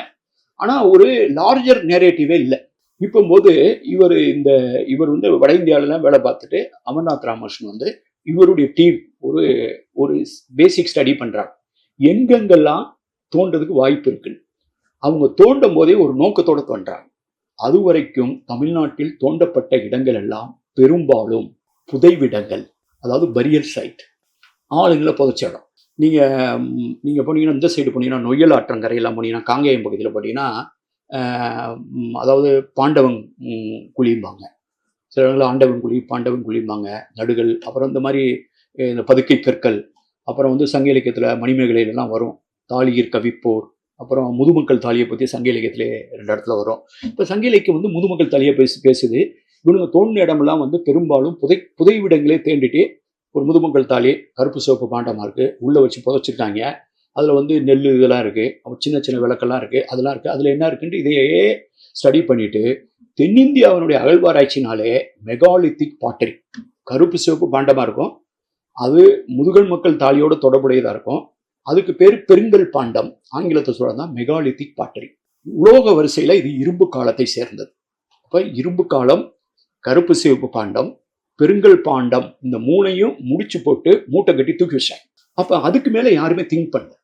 இப்போ இவர் வந்து என்ன பண்றாருன்னா, இவ்வளவு பேர் புதைச்சிருக்காங்க, சுத்தி புதைச்சிருக்காங்க, இவங்க எல்லாம் எங்கடா வாழ்ந்தாங்க? வாழ்ந்தவனை தானே புதைச்சிருப்பான். அவன் வாழ்ந்ததற்கான ஆதாரம் அப்படின்னா மதுரை மாதிரி ஒரு நகரத்தை போய் தோண்ட முடியாது. ஏன்னா மதுரை வந்து ஒரு 2000 வருஷமா தொடர்ந்து இருக்கிறதா வச்சுக்கிடுவான். அப்போ ஒரு வீட்டை இடிச்சு ஒரு வீடு மேலே கட்டியிருப்பான், வீடு மேலே வீடு கட்டியிருப்பான், வீடு மேலே வீடு கட்டியிருப்பான், தெரு மேலே தெரு கட்டியிருப்பான், புதுசா தெருவை உருவாக்கியிருப்பானே தவிர அதுக்கான அடையாளத்தை நீங்க போய் திடீர்னு போய் தேடி 2500 வருஷத்துக்கு முன்னால நீங்க கீழமாசி வீதியில இந்த இடத்துல இருக்குன்னு நீங்க ப்ரூவ் பண்ண முடியாது. அப்ப நீங்க அது சைட்ல இந்த சப்பர்பன்ல தான் பார்க்கணும். இவர் இப்படியே தேடிட்டு வரும்போது 293 இடத்தை ஐடென்டிஃபை பண்றாங்க. மேப்ல நான் புக்ல போட்டிருக்கேன். 293 இடம் லிஸ்ட் மட்டும். அங்க போய் இந்த கீழடி அப்படிங்கிறத இவர் செலக்ட் பண்றாரு. இந்த கீழடின்னு அமர்நாத் ராமகிருஷ்ணன் செலக்ட் பண்றதுக்கு முன்னால பாலசுப்ரமணியம் ஒரு பள்ளிக்கூட ஆசிரியரை பற்றி சொல்றோம். நீங்களாம் நான் வந்து உங்களுக்கு ஐ வாஸ் அ ஜேர்னலிஸ்ட், நான் ஐஏஎஸ் போகிறதுனால நான் ஒரு பத்திரிகையாளர். 4 ஆண்டுகள் ஐ வாஸ் இன் டெஸ்க், நான் ஹேண்டில் பண்ணிக்கிறேன் நிறைய ஸ்பெசிஃபிக் மேட்டர், இலங்கை தமிழர் மேட்டர், ஃபாக்லாண்ட் வார், இங்கிலாந்துக்கும் அர்ஜென்டினாவுக்கு நடந்த சண்டை, இந்த மாதிரி நிறைய ஸ்பெசிஃபிக் ஐட்டம்ஸ்லாம், இந்த ரீகன் சுட்டு வீழ்த்தப்பட்டது, இதில் ஆப்ரேஷன் ப்ளூ ஸ்டார் இதில் நடந்தது பாருங்கள், அமிர்தசரஸில் நடந்தது, இந்த மாதிரி நிறையான விஷயங்கள் ஸ்பெசிஃபிக் டெஸ்க்கே நான் டீல் பண்ணியிருக்கேன். அப்போ இப்போ வந்து நீங்கள் இது வந்து இதில் ஒவ்வொன்றிலையும் ஒரு செய்தி இருக்குதா நான் பார்க்குறேன். இப்போ எங்கேயாவது ஒரு இடத்துல இப்போ நீங்கள் போய் ஜஸ்ட் கூகுள் பண்ணி பாருங்கள், இந்த ராக்கிகடி, இந்த ராஜஸ்தானில் இந்த சினோலி, அப்புறம் இண்டஸ் சைட்டுன்னு இவங்க சொல்கிற இடத்துல இவங்க தோண்டி பார்க்கணுங்கிறாங்க. மக்கள் போயா நீ போயா தோண்டியாவது பார்க்குறாது, அது பாருது, நாங்களே இங்கே குடியிருந்துட்டு இருக்கோம், அப்படிலாம் ஒன்றும் இல்லைன்னு விரட்டுறோம். இவன் தோண்டணுங்கிறான், காசு பணம் இருக்குது, கோடிக்கணக்கில் இருக்குது, கொட்டி தோண்டலாம் பார்க்குறான், இருக்கணும் விட மாட்டான். இங்கே கீழடியில் என்னன்னு கேட்டிங்கன்னா, ஒரு பள்ளிக்கூட ஆசிரியர் 1976 பயல்கள்லாம் வந்து ஏரியாவில் இந்த இடத்துல கிடைச்சது, பானை சில்லு கிடைச்சது, காசு கிடைச்சிக்கிச்சு வந்து இவர் அதை வாங்கிட்டு வந்து ஸ்கூலில் காட்டுறாரு பிள்ளைங்கள்ட்ட. எல்லாத்தையும் காமிச்சிட்டு அங்கேயே ஸ்கூல்லேயே வச்சுறாரு. இவங்க 76க்கு பின்னால் 2013-14 போய் அவரை லொக்கேட் பண்ணி கேட்கும்போது அவர் வந்து இதை கிடைச்சும் போது அந்த ஏரியாவில் தென்னந்தோப்பே இல்லை. அதுக்கு பின்னால் தான் இந்த தென்னந்தோப்பெல்லாம் நட்டு, தென்னந்தோப்பு என்ன 15 வருஷம் 10 வருஷத்துல வந்துடும்ல, ஒரு 20-30 வருஷத்துல தென்னை மரமே எல்லாம் தென்னை மரம் வந்து அடையாளமே எந்த இடத்துல இது கிடைச்சதுன்னு கூட அவரால் சொல்ல முடியல. இவரை கூட்டு போய் தேடுறாங்க. இந்த வடக்கு மேல புஞ்சை திடல், அந்த அகரம் கொந்தகை இந்த இடம்லாம் இருக்கு. பள்ளிச்சந்தை திடல், பள்ளிச்சந்தை திடல் இதெல்லாம். அங்க போய் இந்த பாலசுப்ரமணியன் தான் முதல்ல கொண்டு வர்றாரு. நான் போயிருந்தப்ப இதுதான் ஸ்டோரி. அந்த இடத்துல தோன்றதுக்கு இடம் கொடுத்தவங்கலாம் யார்? அந்த மக்கள் யார்? எல்லா மதத்தையும் எல்லா ஜாதிகளையும் சேர்ந்தவர்கள். அவர்கள் வந்து தோண்டுங்க தோண்டுங்கன்னு சொல்றாங்க. நான் ஒரு முறை போயிருந்தப்ப இவங்க தோண்டிட்டு வர்றாங்க. தமிழ்நாடு அரசு கையில் எடுத்துருச்சு. இப்போ தோண்டிட்டு அடுத்து தோண்டி முன்னேறி போகும்போது இந்த பைப் இந்த மாதிரி இந்த வாய்க்கால் மாதிரி வடிகால் மாதிரி இருக்கிறது இந்த ஒரு திசையை நோக்கி போகுது. இவர் வந்து ஒருத்தர் நோட்டம் பண்ணிக்கிட்டே இருக்காரு. அந்த ஏரியாவோட விவசாயி வந்து பார்த்துக்கிட்டே இருக்காரு. எங்க தோண்டுது, இது நம்ம ஏரியாவில தான் வரப்போகுது அப்படின்னு சொல்லணும்னா அவர் பயப்படணும்ல, நம்ம ஏரியாவில் வந்து தோண்டிடுவாங்களோ அப்படின்ட்டு. அவர் வந்து அந்த வருஷம் விவசாயம் பண்ணாம, ஒருவேளை நம்ம விவசாயம் பண்ணி இவ்வளவு நாள் தெரியாம விவசாயம் பண்ணோம், என்னத்தையாவது அதை கெடுத்து விட்டுருமோ அப்படின்ட்டு நான் போறேன் என்று சொல்லி என்னை பரிந்துரைக்க சொல்றாரு. சார் நீங்க கவர்மெண்ட்ல சொல்லுங்க சார், என்னுடைய இந்த இது வந்து கண்டினியூவா என் இதில் தான் சார் வரப்போகுது. நான் வந்து இந்த தடவை விவசாயமே பண்ணல. இங்கே தோண்டினாங்கன்னா எனக்கு ஒன்றும் தர வேணாம் சார், எனக்கு இங்கே தோண்டினாங்கன்னா உண்மை கிடைக்கும் சார். எனக்கு ஆச்சரியமா இருந்துச்சு. தோண்ட சொல்லி நான் விவசாயம் பண்றீங்க, தோண்ட சொல்லி ஒரு அம்மா இருக்காங்க. அந்த அம்மா இடத்த கொடுத்தவங்க. என் இடத்துல வரலாறு இருக்குன்னு நினைச்சாலே எனக்கு பெருமையா இருக்குது. எனக்கு ரொம்ப வியப்பா இருந்தது. இந்த மக்கள்னா யாரு? இவங்க யாரு? இந்த முகம் தெரியாத மனிதர்கள் தான் இந்த வரலாற்றினுடைய பாதுகாவலர். நீங்க அதை புரிஞ்சுக்கணும். இந்த வரலாறினுடைய பாதுகாவலர் யாருன்னு சொன்னீங்கன்னா மாமன்னர்கள் இல்லை. நான் திருப்பி என்னுடைய உரையாடலாம் சொல்லி பேசுறேன். திருக்குறளை காப்பாற்றி நம்ம கையில கொண்டு வந்து கொடுத்தேன் வந்து மாமன்னர்கள் கிடையாது. திருவள்ளுவரை தலையில் தூக்கி கொண்டாடிய ஒரு பேரரசனையும் தமிழ்நாடு பெற்றெடுக்கவில்லை. திருவள்ளுவரை வந்து கொண்டாடுவதற்கு ஒரு மக்களாட்சி வர வேண்டிய தேவை இருந்தது. திருவள்ளுவருக்கு இப்போதுதான் சிலை வைக்க முடியும். திருவள்ளுவரின் திருக்குறளை இப்போதுதான் பேருந்துகளில் எழுத முடியும். ஏனென்றால் திருக்குறள் மன்னராட்சி காலத்தில் எழுதப்பட்ட மக்களாட்சியின் குறள்.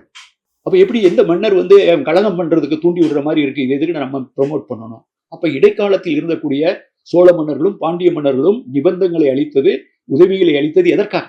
சதுர்வேதி மங்கலங்கள் எதற்காக? ராமாயணம் மகாபாரதத்தை சொல்லிக் கொடுப்பதற்கு சாவடிகள் அமைக்கப்பட்டது தமிழ்நாட்டில். அப்ப இந்த பழைய அக்கறை இருக்கு பாத்தீங்களா? இப்ப என்னை மாதிரி ஆளுங்க வந்து எல்லாம் ஒண்ணுதான். நீங்க பாத்தீங்கன்னா மலைக்காட்டு பன்மையத்தை பத்தி பேசுவேன். ஆனால் வேறு எது விழுது எது என்ற தெளிவு தேவைப்படும். ஒரே மரம் தான், ஆலமரம் நல்லா இருக்கு, பார்க்க நல்லா இருக்கு. ஆனா வேரும் இந்த வேர்ல இருந்து தான் அந்த விழுது வருது. ஆனா எது வேறு எது விழுதுன்னா தெரியல. அப்ப இந்த தேடல் வரும்போது இந்த மக்களுக்கான அக்கறை இருக்கு பார்த்தீங்கன்னா, நான் உங்ககிட்ட உட்காந்து பேசுவேன். அப்புறம் பாத்திமா காலேஜில் ஒரு மீட்டிங் நடந்தது. அவங்க அமர்நாத்லாம் வந்தாரு. நான் வந்து ஒரிசால வந்து பேச வந்தேன். ஃபாதர் கஸ்பர் அரேஞ்ச் பண்ணியிருந்தார் சங்கம்னாலும் நம்ம ஒரு நிகழ்ச்சியில. அங்க வந்து இந்த மக்களை வந்து தாட தப்பட்டையோட மேலே அடிச்சு மேடைக்கு ஏற்றி பொன்னாடையெல்லாம் போத்தணும். அப்போ இந்த மக்கள் கொண்டாடப்படும், இந்த இடத்த கொடுத்தாங்க. அப்போ இந்த மக்கள் இதுக்கு பாதுகாவலர்களாக இருந்திருக்காங்க. இந்த கீழடியை ஏன் புரிந்து கொள்ள வேண்டும் என்றால், அந்த கீழடி இந்த தமிழ்நாட்டில், இந்த தமிழ் ஊரும் நல்லுலகத்தில், தமிழ் சமூகத்தில் ஏற்படுத்தி இருக்கக்கூடிய வரலாறு குறித்த, தொல்லியல் குறித்த விழிப்புணர்வு. இதுதான் இதுக்கான ஒற்றை வரி. ஏன் வெளியிடன்னு சொன்னா, மக்கள் அவ்வளவு அருமையா இதில் ஈடுபாடு இருக்கிறார்கள், மக்கள் விரும்புகிறார்கள், மக்கள் இதை தெரிந்து கொள்ள ஆர்வம் காட்டுகிறார்கள். கீழடியில எழுதியிருக்கு, ஆதன்னு பானைக்கீரையில் எழுதியிருக்கு. அதுக்கு முன்னாடி எத்தனை பேர் ஆதன்னு பேர் வச்சிருக்காங்க வெளிநாட்டில் இருக்கக்கூடிய தமிழர் கூட. நானே ஒரு 10-15 பேருக்கு பேர் வச்சிருக்கேன். இன்பாக்ஸ்ல வந்து கேட்பாங்க, சார் ஆம்பளைக்குள்ள பிறந்திருக்கு சார், ஒரு பேர் வச்சு விடுங்க. ஒரு குறிப்பிட்ட ஸ்டேஜில் வந்து இவன்ட்ட கேட்டாலே பேர் ஆதன் தான் வச்சு விடுவான்னு தெரிஞ்சு எல்லாருக்குமே. அவன் ஆதன்கிற பேர் தான் ரொம்ப அருமையான ஒரு மாடர்னா இருக்கு, ரொம்ப இருக்கு. இந்த ஆதன்கிற பேர் சங்க இலக்கியத்தில் ஆதன், எவ்வி, எழினி, ஆதன்கிற பேர் சங்க இலக்கியத்தில் வருது. அது ஒரு புலவனுடைய பேரா இருக்கு, நல்ல ஆதனார். சேரல் ஆதன் அப்படின்னு சேர மன்னனுடைய பெயரா இருக்கு. ஆதன் கூட்டம் அப்படின்னு கொங்கு பகுதியில கூட்டத்துல பேர்ல வச்சிருக்காங்க. இந்த சைடு சிவகலை இதுல கீழடியில இருந்து அந்த சைடு போனீங்கன்னா ஆதன் ஊர் அப்படின்னு ஊர் இருக்கு. அப்ப ஆதன் ஊர், ஆதன், சேரலாதன், நல்லாதனார், இது வந்து தமிழ் மரபுல தொடருதுங்க. அதை பானையில எழுதி வச்சிருக்கான். இவ்வளவு பெற்ற ஆதாரங்கள். இந்த கீழடி ஏன் முக்கியம் அப்படிங்கிறதுக்கு ஒரு 3-4 காரணங்களை சொல்லலாம்.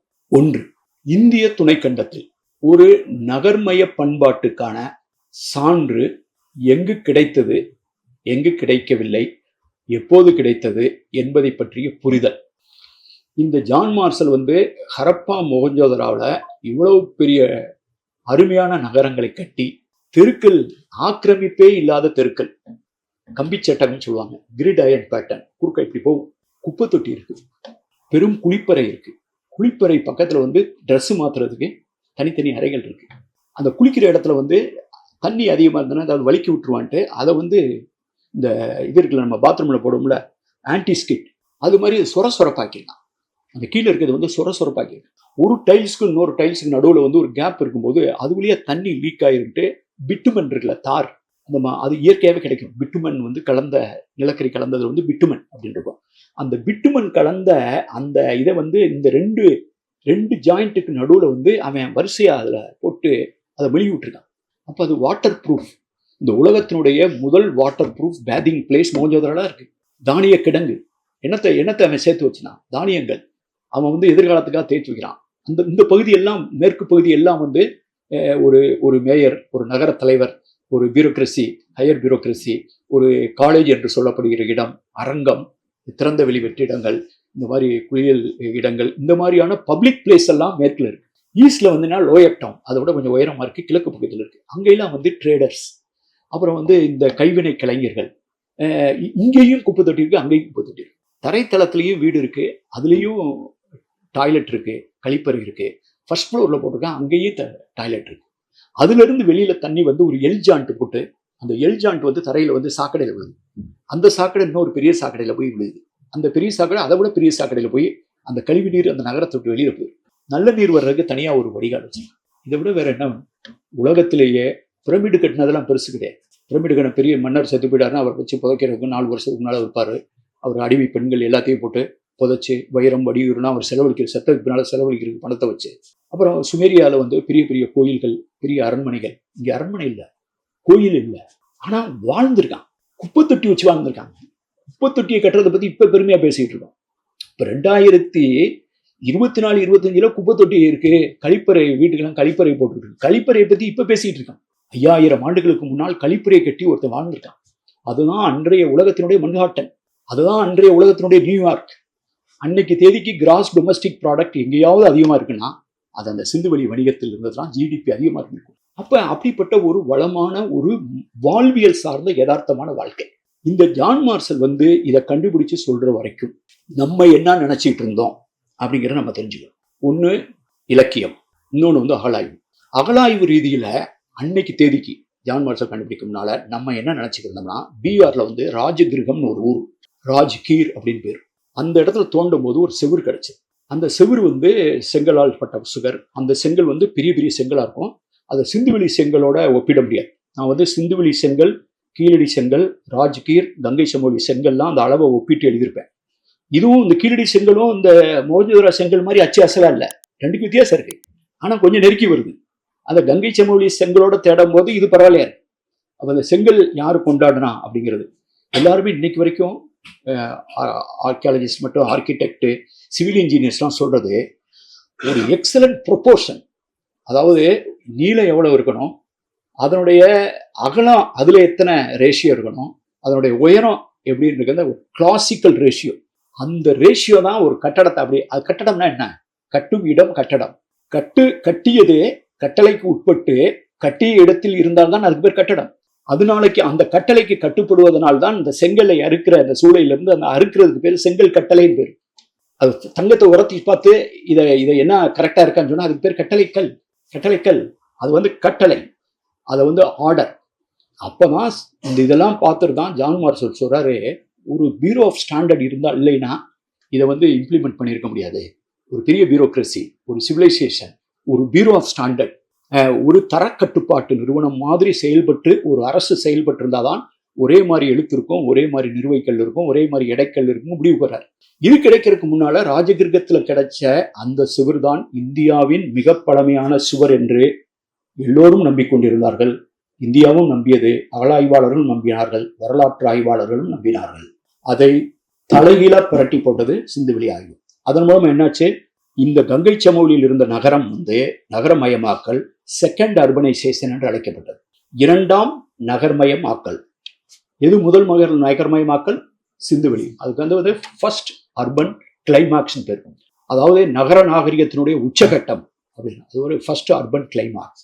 செகண்ட் வேவ் ஆஃப் அர்பனைசேஷன் தான் நம்ம பார்க்குற இந்த மௌரிய ஆட்சிக்கு முன்னால, அல்லது மௌரியர் காலத்துல, அல்லது கங்கை சமவெளியோட பாடலிபுத்திரத்தோட ராஜகிருகத்தோட இந்த பிரயாகை என்று சொல்லப்படுகிற இந்த பகுதியில் தொடர்புபடுத்தப்படுகிற அந்த நாகரிகம் வந்து இரண்டாவது நகர்மய நாகரிகம். தமிழ்நாட்டை பொறுத்தவரையில எது ப்ரொஜெக்ட் பண்ணப்பட்டதுன்னு சொன்னா, நம்ம இரண்டாம் நகர்மயமானதே நமக்கு யாரும் ஒத்துக்கல. நம்மளை என்ன சொல்லியிருந்தாங்கன்னா, முதுமக்கள் தாலியை புதைக்கிறவன், நியோலித்திக்ல இருக்கிறவன், பழைய கற்காலம் புதிய கற்காலம், விவசாயம் பண்ணிக்கிட்டு வேட்டையாடிக்கிட்டு இருந்தாங்க, விவசாயம் பண்ணிட்டு இருந்தாங்க, என்னமோ பண்ணிட்டு இருந்திருக்கானுங்க, இது வந்து கருப்பு சிவப்பு பாண்டம், இது பெருங்கல் பாண்டம், இது வந்து இப்படின்னு பேர் கொடுத்தானே தவிர நகர்மயம்ங்கிற வார்த்தையவே பயன்படுத்தல. எழுத்தறிவினுடைய தொன்மையை பற்றியே பேசல. அதுக்கு காரணம் ஒரு குடியிருப்பு பகுதிக்கான தேடலே இல்லை. தேட சொல்லிட்டு போனார் ஒரு ஆளு, 70 வருஷம் தோண்டலை. அப்ப ஒரு ஆள் வந்து நான் தேடுறதே குடியிருப்பு பகுதியை தாண்டா தேடுறேன்னு தோண்டும் போது தோண்டுனா செங்கல் சுவர் வருது, செங்கல் தளம் வருது, வீடு கட்டின இடத்துல இருந்து செவுறு வருது, செவுத்துக்கு மேல ஓடு வருது, ஓட்டில் போட்டு இந்த ஒரு ஓட்டையும் ஃபிக்ஸ் பண்றதுக்கு அவன் ரிவிட் போட்டு ஃபிக்ஸ் பண்ணியிருக்கான். சாயப்பற்ற மாதிரி இருக்கு. தரைக்கு கீழே வடிகால் மாதிரி போட்டு அதை வந்து மூடி போட்டிருக்கான், க்ளோஸ்டு வடிகால். அப்புறம் கட்டுமானத்துக்கான நிறைய சான்றுகள் கிடைக்குது. ஏகப்பட்ட அணிகலன்கள். வடநாட்டில் மட்டும் கிடைக்கக்கூடிய இந்த மணி சங்க இலக்கியத்தை சொல்ற மாதிரி விலை உயர்ந்த ஆபரண கற்கள், அகேட், நிறைய வந்து கிளாஸ், அப்புறம் கார்னீலியன் பீட்ஸ், சூது பவள கற்கள், லேபிஸ்ல சுலி, இந்த நீலமணி கற்கள், அது ஆப்கானிஸ்தான்ல கிடைக்கும். இந்த கார்னீலியன் பீட்ஸ் வந்து மகாராஷ்டிரா குஜராத்ல தான் கிடைக்கும். குஜராத்லையும் மகாராஷ்டிராவிலையும் கிடைக்கிற கல் கிடைக்கும். இந்த சங்கு வளையல், இந்த அணிந்த வந்து சங்கை வளையலை அறுக்கிற தொழில் நடந்துட்டு இருக்கு. தி ப்ராசஸ் அண்டர் ப்ராசஸ்ல இருக்கு. பாதி அறுக்கப்பட்ட சங்கு கிடைச்சிருக்கு, வளையல் அறுக்கப்பட்டது. அப்ப அங்க வந்து சங்கு பட்டறை கிடைக்குது. தக்கிலி, நூல், பஞ்சில இருந்து நூல் நூக்கிறதுக்கான அந்த கருவிக்கு அந்த இரும்பு கருவி கிடைக்குது. அது நூக்கிற தக்கிலி கிடைக்குது. அது ஸ்பிண்டில் ஓர்ஸ், சுடுபன்லயே வந்து இந்த தக்கிலி மாதிரி செஞ்சிருக்காங்க. அதை நெசவு பண்ணும்போது இந்த வெயிட் நூல்ல வந்து வெயிட் போடுறதுக்காக அவன் யூஸ் பண்ற அந்த களிமண் சுடுமண்ல வந்து வெயிட் வச்சிருக்கான். அப்புறம் அந்த துணி மேல சாயத்துக்கு சாயப்பட்டுற, அது மேல வந்து ஒரு அச்சு மாதிரி ஒரு ஆர்ட் ஒர்க் பண்ணணும்னு சொன்னா, இப்ப ஸ்கிரீன் பிரிண்ட் பண்றோம்னா ஈரோடு திருப்பூர்ல, அது மாதிரி ஸ்கிரீன் பிரிண்ட் மாதிரி அந்த ஒரு அச்சு மெட்டீரியல் வச்சிருக்கான். மோதிரம் வச்சிருக்கான், மூக்குத்தி இருக்கு, தங்கம் இருக்கு, எல்லாம் சேர்ந்து அங்க வந்து ஒரு உள்நாட்டு வணிகம், வெளிநாட்டு வணிகத்துக்கு கூட சான்று கிடைக்குது. தோண்ட அங்க எலும்பு கிடைக்குது. அந்த எலும்பு போய் இங்க டெக்கான் இதுக்கு அனுப்பிச்சு, வெளிமாநிலத்துக்கு அனுப்பிச்சு அதை ஆராய்ச்சி பண்ணா அது வந்து திமிழ் காளைன்னு ரிசல்ட் வருது. திமிழ் காளை தான் ரிசல்ட் வருங்க. சிந்துவெளியில நீங்க தேடி தேடி போய் தலையில நின்று தண்ணி குடிச்சா கூட ஒரு குதிரையை கண்டுபிடிக்க முடியாது. பொறிப்புல பசுமாடே இல்லைங்க. பசுமாடு இல்லாம எப்படி காளமாடு வரும்? பசுமாடு இருந்திருக்கும். ஆனா அவன் பசுமாடை கொண்டாடலைங்க. அவன் பசுமாடை கொண்டாடாம திமிழ் உள்ள காளையை கொண்டாடுறான். அதுதான் அவனுடைய கம்பீரத்தினுடைய, அவனுடைய பண்பாட்டினுடைய ஏதோ ஒரு வகையில அவன் அதை என்ன நினைச்சான், வந்து வணிகனோ அல்லது அரச மரபோ அல்லது கம்பீரமோ அவன் என்ன நினைச்சான் தெரியல. நீங்க பாத்தீங்கன்னா நம்ம ஊர்ல எல்லாம் மாடு எல்லாம் திரியும், ரோட்ல திரியும். அது மாடுல வந்து இந்த திமிழ் காலையெல்லாம் ஒரிசால எல்லாம் பார்த்துக்கோம், அது பாட்டுக்கு திமிழ் ஆடிட்டு இருக்கும். அது பாட்டு எவனை பத்தியும் கவலைப்படாது. வண்டி கிண்டி நம்மளா 2 வண்டி நிறுத்திட்டு போக வேண்டியதான். அப்ப இந்த காளையினுடைய பொறிப்புகள் எல்லா இடத்துலையும் பொறிச்சிருக்கான். அப்ப தப்பித்தவரையாவது ஒரு இடத்துல பசுமாட்டை பொறிச்சிருக்கான்ல, பசுமாடு இல்லாம வந்துச்சு. அப்ப பசுமாடு இருக்கும்போது அந்த பசுவை அவன் பொறிக்காத ஒரு சமூகம் அந்த சமூகம். ஆனா பசுமாடு இல்லாத வேதமா? பசுமாடு இல்லாத பிற்கால இந்தியாவா? இந்திய பண்பாடா? பசுமாடு தானே எல்லாம் நடக்குது. அப்ப பசுமாடை கொண்டாடாத ஒருத்தன் பசுமாட்டை மட்டுமே கொண்டாடுற ஒருத்தனுக்கான உரையாடல் தான் கீழே. அதான் சிந்துவெளி. அப்போ வந்து திமிழ் காளை, எரும மாடுங்க, எரும மாடு. சிந்துவெளி பொறிப்புகள்ல பாத்தீங்கன்னா எருமை வருது, கொம்பு உள்ள எருமை. ஒரு இடத்துல ஒரு மாடு வந்து சண்டை போடுது ஆளுங்களோட. ஆளு சண்டை போடுறனா இவங்க போய் அதை போய் அப்படியே பிளே, அதை வந்து புல் ஸ்போர்ட்னு சொல்றாங்க.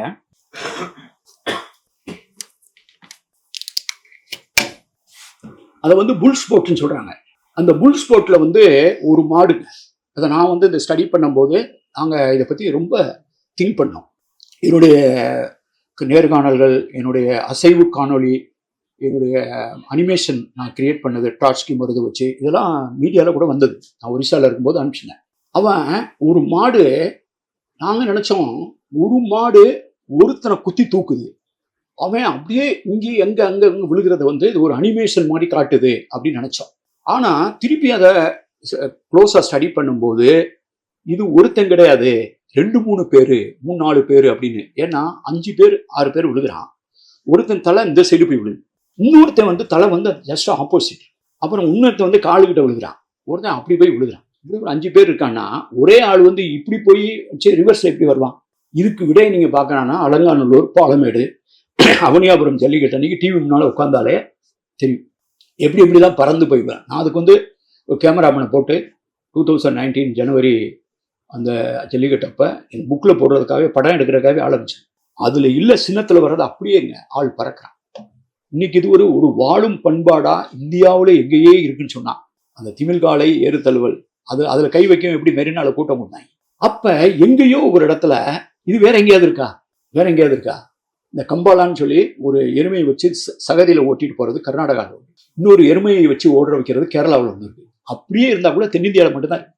இந்த ஏறு தழுவல் இங்க மட்டும்தான் இருக்கு, தமிழ்நாடு மட்டும்தான் இருக்கு. கோழிச்சண்டை சிந்துவெளியில வந்து ஒரு பொறிப்புல வந்து ஒரு நகரத்துக்கான பொறிப்பு இருக்கும். அந்த நகரத்துக்கான பொறிப்பு மட்டும் ஈஜிப்டு சுமேரியால கூட பொது சின்னம் தான். அதே அந்த சின்னம் வந்து தொடருது. அது பக்கத்தில் 2 சேவல் இருக்கும். 2 சேவல் வந்து நிறைய பேர் வந்து எங்க ஐராவத மகாதேவன் சார் வந்து இதை கோழியூர் அப்படிம்பார், காக் சிட்டி அப்படின்னு பேர் கொடுப்பார். அப்ப நான் தான் அதை அனலைஸ் பண்ணி என்ன சொன்னேன், இது வந்து காக் சிட்டினா வெறும் சேவலூர் கிடையாது. நம்ம சோழர்களுடைய தலைநகர் பார்த்தீங்களா உரந்தைன்னு சொல்லுவாங்க, கோழியூர் சொல்லுவாங்க. உரந்தை சோழருடைய பழைய தலைநகரத்தோட பேர் கோழியூர். இப்போ கோழியூர் அந்த கோவூர் கிளார் நேரம் வரும்.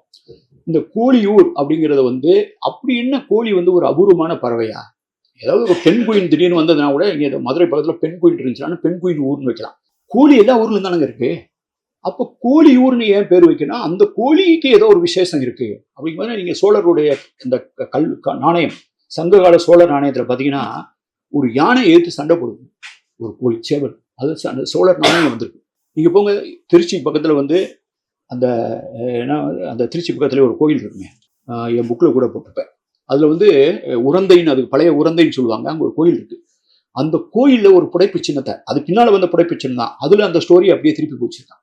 யானை வந்து இதை வந்து சில பழந்தமிழ் இலக்கியங்கள் வந்து முரஞ்செவி வாரணம், புறஞ்செவி வாரணம். ஒன்று வந்து முரம் மாதிரி காலில் உள்ள யானை வாரணம், இன்னொன்று வந்து புறஞ்செவி வாரணம். இப்படி காது இருக்கிற சேவல் 2 சண்டை போட்டுக்கிறது இலக்கியத்தில் எழுதுறான். தொழில் இலக்கியம் சொல்லுது சோழர் நாணயமா போடுறான். இன்னைக்கு வரைக்கும் திருச்சியில சிற்பம் இருக்கு.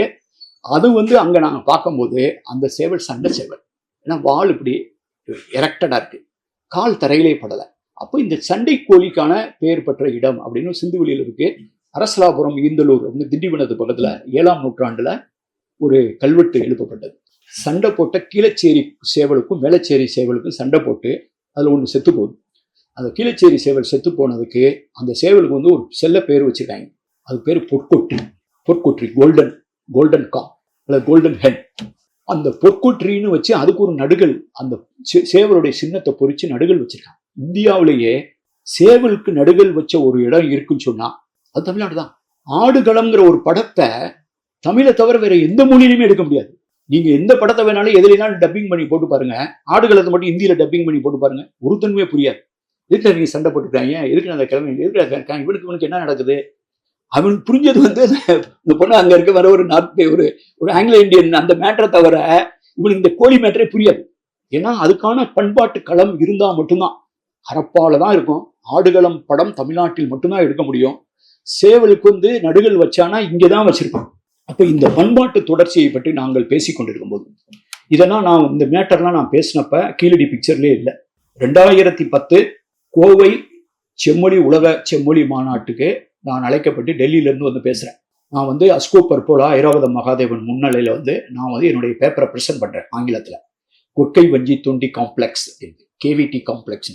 அப்பதான் அது வந்து ஒரு இடப்பெயர்களை அடிப்படையாக வச்ச geographical information system model, GIS tools use பண்ணி நான் வந்து என்னுடைய டேட்டா பேஸ்ல வந்து எடுத்திருக்கேன்.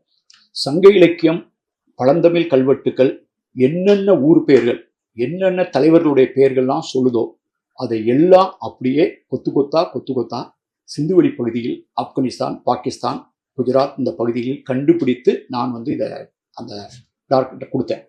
அது நான் பர்பஸா அந்த கேவிடி காம்ப்ளெக்ஸின் பேர் கொடுத்ததே, நான் சொல்ற பேரு வடநாட்டில் இருக்கும் புரியவே கூடாது.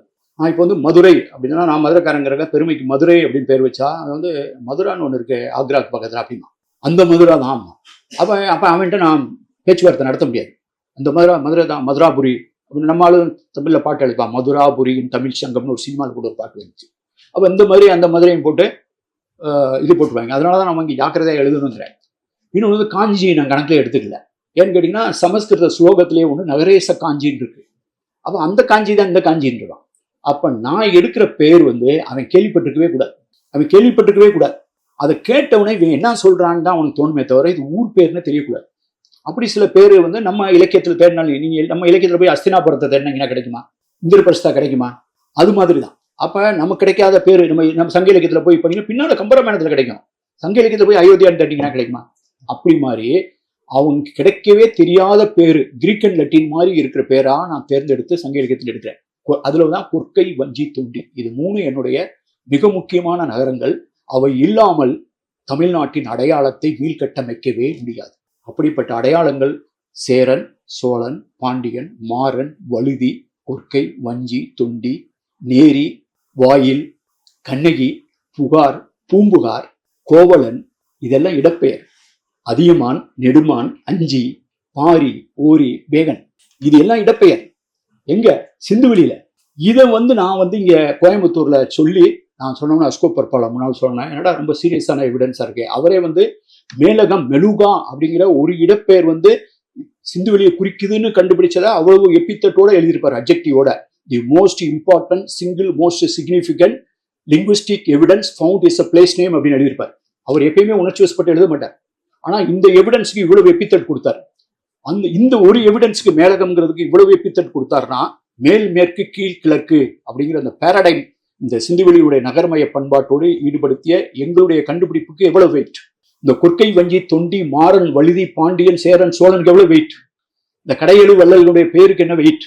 இதைத்தான் நாங்கள் வந்து பேச ஆரம்பிச்சோம். ஆனா இது 2010 நான் பேசினே தவிர அதை நான் கண்டுபிடிச்சது அதுக்கு முன்னால் 5-6 வருஷத்துக்கு முன்னால். அதுக்கு பின்னால நான் பேசுகிற விஷயம் யாராலும் மறுக்க முடியாமல் இருக்க வேண்டும் என்பதற்காக உலகம் முழுவதும் ஒரு சிமிலர் கேஸ் ஸ்டடியை தேடுறேன். ஐரோப்பாவில இருந்து அமெரிக்காவுக்கு போறான், கொலம்பஸ் போனாரு, எல்லாரும் போனாரு, அங்க அந்த நாகரிகத்தை உருவாக்குறாங்க. அங்க போய் அந்த ஒரு சொசைட்டியை உருவாக்குறாங்க. It's new found. அங்க இருந்த செவ்விந்தியர்லாம் அடிச்சுட்டு போகும்போது என்னத்தை எடுத்துட்டு போனா? லண்டன் எடுத்துட்டு போனான், பாரிஸ் எடுத்துட்டு போனான், ஆம்ஸ்டர்டாம் எடுத்துட்டு போனான், பெர்லின் எடுத்துட்டு போனான். ஒரு 10-15 லண்டன் இருக்கு அமெரிக்காவில், 10-15 பாரிஸ் இருக்கு. அங்கிருந்து கருப்பர்களை இங்கிருந்து கொண்டு போய் அடிமை வணிகத்தில் கொண்டு போங்க. அவன் என்னத்தை கொண்டு போனான்? எத்தியோப்பியாங்கிற பேர் எடுத்துட்டு போனான். நைல் அப்படிங்கிற ஒரு சின்ன நதிக்கு ஒரு பேர் வச்சிருக்கான். கலிபோர்னியா மாநிலத்தில் ஒரு சின்ன நதிக்கு பேரு நைல். ஆக மனிதன் போகும் இடத்திற்கெல்லாம் கொண்டு செல்வது தனது இடப்பெயர்களை. இஸ்ரேல் இப்ப சண்டை நடந்துட்டு போய் பாருங்க. இஸ்ரேலுக்கு நான் போயிருந்தேன், பாலஸ்தீன் தேர்தலுக்கு நான் வந்து இன்டர்நேஷனல் அப்சர்வரா போயிருந்தேன் 2005. பாக்குற ஒரு ஆள் கூட வர்றாரு, அவர் பேர் ஆம்ஸ்டர்டாம். ஏன் ஆம்ஸ்டர்டாம் பேர் வச்சீங்கன்னா அவர் வந்து ஆம்ஸ்டர்டாம்ல இருந்து இங்கே வந்திருக்காரு இஸ்ரேலுக்கு. லாஸ்ட் ஸ்டேஷன் வந்து பேரா கொண்டு வர, கடைசி அந்த ஸ்டேஷன் பேரை கொண்டு வர. ஒரு ஆள் பெர்லின், அவர் ஜெர்மனில இருந்து வந்தவர். ஆக இடப்பெயர்கள் பார்சி மக்கள், இந்தியாவில் இருக்கக்கூடிய பார்சி மக்கள் பாரசீகத்திலிருந்து கொண்டு வந்தது இடப்பெயர் தான். டாட்டா வந்து ஒரு இடப்பெயர், நாரிமன் ஒரு இடப்பெயர். இதெல்லாம் நான் கண்டுபிடிச்சேன். அப்ப தெரிந்ததிலிருந்து தெரிந்ததற்கு இப்ப எவனாவது ஒருத்தன் சொல்ல முடியுமா பார்சி அங்கிருந்து வரலைன்னு எவனாவது சொல்லுவானா? அது நோன் ஃபேக்டர். பாம்பேல போய் பாருங்க பார்சி, அதுக்காக பார்சி அசோசியேஷன் ஆளுங்களோட போய் உட்காருங்க. பாம்பேல போய் பார்சி அசோசியேஷன் ஆளை மீட் பண்ணிருக்கேன். டெல்லியில போய் பார்சி அசோசியேஷன் பார்சியினுடைய சங்கத்து கட்டடத்துக்கு போயிருக்கேன், அங்க உட்காந்து பேசியிருக்கேன். என்னத்தையா எடுத்துட்டு வந்தீங்க? இப்ப நீங்க இப்படி தடி உலகம் ஃபுல்லா அந்த கேஸ் ஸ்டடி பண்ணும்போது, இப்ப ஐரோப்பால இருந்து இவன் போகும்போது இடத்துல எடுத்துட்டு போயிருக்கலாம், நான் போகும்போது இடத்த எடுத்துட்டு போக மாட்டேனா? அப்ப சிங்கப்பூருக்கு நான் என்னத்தை எடுத்துட்டு போனேன்? தென்னாப்பிரிக்காவுக்கு என்னத்தை எடுத்துட்டு போனேன்? மாரியம்மன், பிடாரி அம்மன், முனியாண்டி, அளவு குத்துறது, திருப்பி என்னுடைய காவடி. அவன் நான் மலேசியாக்கா தான் எடுத்துட்டு போனேன், பர்மாவுக்கு எடுத்துட்டு போனேன். அப்படின்னு இருக்கும்போது இந்த பயணங்களால் வாழ்க்கையை கட்டமைக்கணும். அப்படிங்கும் போது இந்த நகர்மயத்திற்கான சான்றுகள் வெளியில வர்றதுக்கு முன்னாலேயே 2010 கோயம்புத்தூர் உரை, 2012 புல்லட்டின் இண்டஸ்ட்ரியல் ரிசர்ச் சென்டருடைய புல்லட்டின்ல வந்து நான் ஒரு ஆண்டு விடுமுறை எடுத்துட்டு வந்தேன் இதுக்காக. High west low east dichotomy of the Indus cities Dravidian paradigm, அதனுடைய சிந்துவெளி பண்பாட்டின் திராவிட அடித்தளம்னு 2016 புத்தகம். இந்த புத்தகம் வந்து 45வது நாள்ல டைம்ஸ் ஆஃப் இந்தியாவில் ஒரு ஆர்டிகல் வருது, மே மாதம் 30-31. Harappan like material near Madurai, அதான் தலைப்பு. அதை நான் ஒரிசால படிச்சுட்டு ஓடி வந்தேன் 4வது நாள். ஏன்னா நம்ம ஊர் பக்கம் மதுரை பக்கத்தில் ஹரப்பான் போட்டுருக்காங்களே அப்படின்ட்டு வந்து அங்கே போய் சந்திச்சேன். அமர்நாத் சந்திர பார்க்குறேன், கருவியெல்லாம் பார்த்தா அப்படியே நம்ப முடியும். இந்த அங்கே கிடைச்ச பொருள்கள், அதுக்கு பின்னால் வந்து நீங்கள் எப்படி புரிஞ்சுக்கணும் அப்படிங்கிறத நான் இந்த பேக்ரவுண்ட் எல்லாம் சொல்லிட்டேன். இந்த கீழடியினுடைய முக்கியத்துவம் இன்னும் நகர்மய நாகரிகம், இந்த கல்வி பரவலாக்கத்தெல்லாம் வர்றதுக்கு முன்னால இந்த அறிக்கையினுடைய முக்கியத்துவத்தை என்னன்னு சொல்றேன். சத்தியமூர்த்தி என்ன சொன்னாரு, அவர் என்ன ஃபீல் பண்ணாருன்னு உங்களுக்கு படிச்சு காமிச்சேன். கேஎன் தீட்சித் என்ன ஃபீல் பண்ணாருன்னு உங்களுக்கு படிச்சு காமிச்சேன், எல்லாம் சொல்லிட்டேன். ஆனா முதல் 2 அகழ்வாய்வையும் அகர்நாத் ராமகிருஷ்ணன் பண்றார். 13-14 இந்த இடத்த லொக்கேட் பண்றார். 293 இடத்த பார்த்து இந்த இடத்த லொக்கேட் பண்றார். 14-15 15-16 முதல் கட்டம் 2ஆம் கட்டம் தோன்றார். அப்ப அந்த 2ஆம் கட்டம் தோன்ற 16 தான் நாங்கெல்லாம் போய் பார்க்குறோம். அப்போ இவர் ஹரப்பா அதுக்குதுன்னு பேசவும் பயங்கர அரட்டி ஆயிட்டேன். என்னடா ஹரப்பாங்கிறாங்க, மதுரைக்கு பக்கத்தில் இருக்காங்க, இவங்க ஹரப்பான்லாம் பேசிட்டு இருக்காங்க. நிறைய பேருக்கு ஒரு அச்சம். ஏன் இது என்ன அச்சம்னு கேட்டிங்கன்னா, யாருமே ஜான் மார்ஷலை கொண்டாடவே மாட்டாங்க. நீங்கள் நல்லா கவனிச்சு போய் கூகுள் பண்ணி பாருங்க. கடைசியாக ஜான் மார்ஷலை யாராவது கொண்டாடிட்டாங்க? ஜான் மார்ஷலே ஒரே ஒரு தடவை ஏஎஸ்ஐலேருந்து கொண்டாடப்பட்டது. இந்த சாரநாத்தில் ஒரு கண்காட்சி, அந்த கண்காட்சி தொடங்கப்பட்டு 100வது ஆண்டு விழா கொண்டாடும் போது தான் ஜான் மார்ஷல் இந்த பேரையே உச்சரிச்சாங்க. யாராவது ஒரு தேசிய கருத்தரங்கம் நடத்திருக்காங்களா? அது ஜான் மார்ஷல் பிறந்த நாளை கொண்டாடிருக்காங்களா? அது ஜான் மார்ஷலுடைய அறிவிப்பினுடைய 50வது ஆண்டு விழாவை கொண்டாடிருக்காங்களா? அல்லது 75வது ஆண்டு விழாவை கொண்டாடிருக்காங்களா? அல்லது 100வது ஆண்டு விழாவை கொண்டாடிருக்காங்களா? 2016 கடந்த 8 ஆண்டுகளாக ஒவ்வொரு செப்டம்பர் 20 நான் சென்னைக்கு ஒரு உரை நிகழ்த்துகிறேன் ஆங்கிலத்தில். 94, 95, 96, 97, 99, 100ன்னு சொல்லி கவுண்ட் டவுன் போட்டான். இன்னைக்கு பாருங்க, ஜான் மார்ஷலின் சிலை இந்த உலகத்திலேயே ஜான் மார்ஷல் ஒரே இடத்தில் கொண்டாடப்பட்டிருக்கிறார் என்றால் அது தமிழ்நாட்டில் மட்டும்தான். இந்த உலகத்திலேயே ஜான் மார்ஷலுக்கு ஒரு சிலை எழுப்பப்பட்டிருக்கிறது என்றால் அது சென்னையில் மட்டும்தான்.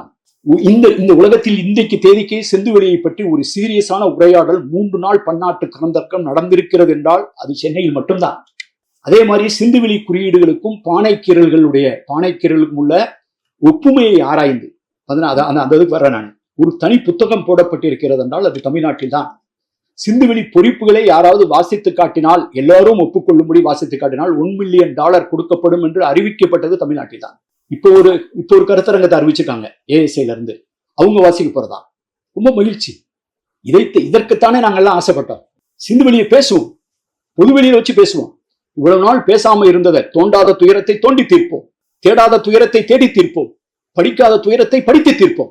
படிக்கட்டும், யார் வேணாலும் படிக்கட்டும். அப்ப இன்னைக்கு தானே திருப்பி ஜான் மார்ஷலை பற்றி, அல்லது இந்த குறிப்பு, அதில் கூட ஜான் மார்ஷல் வார்த்தை கூட வரல, பொறுப்பை பற்றி.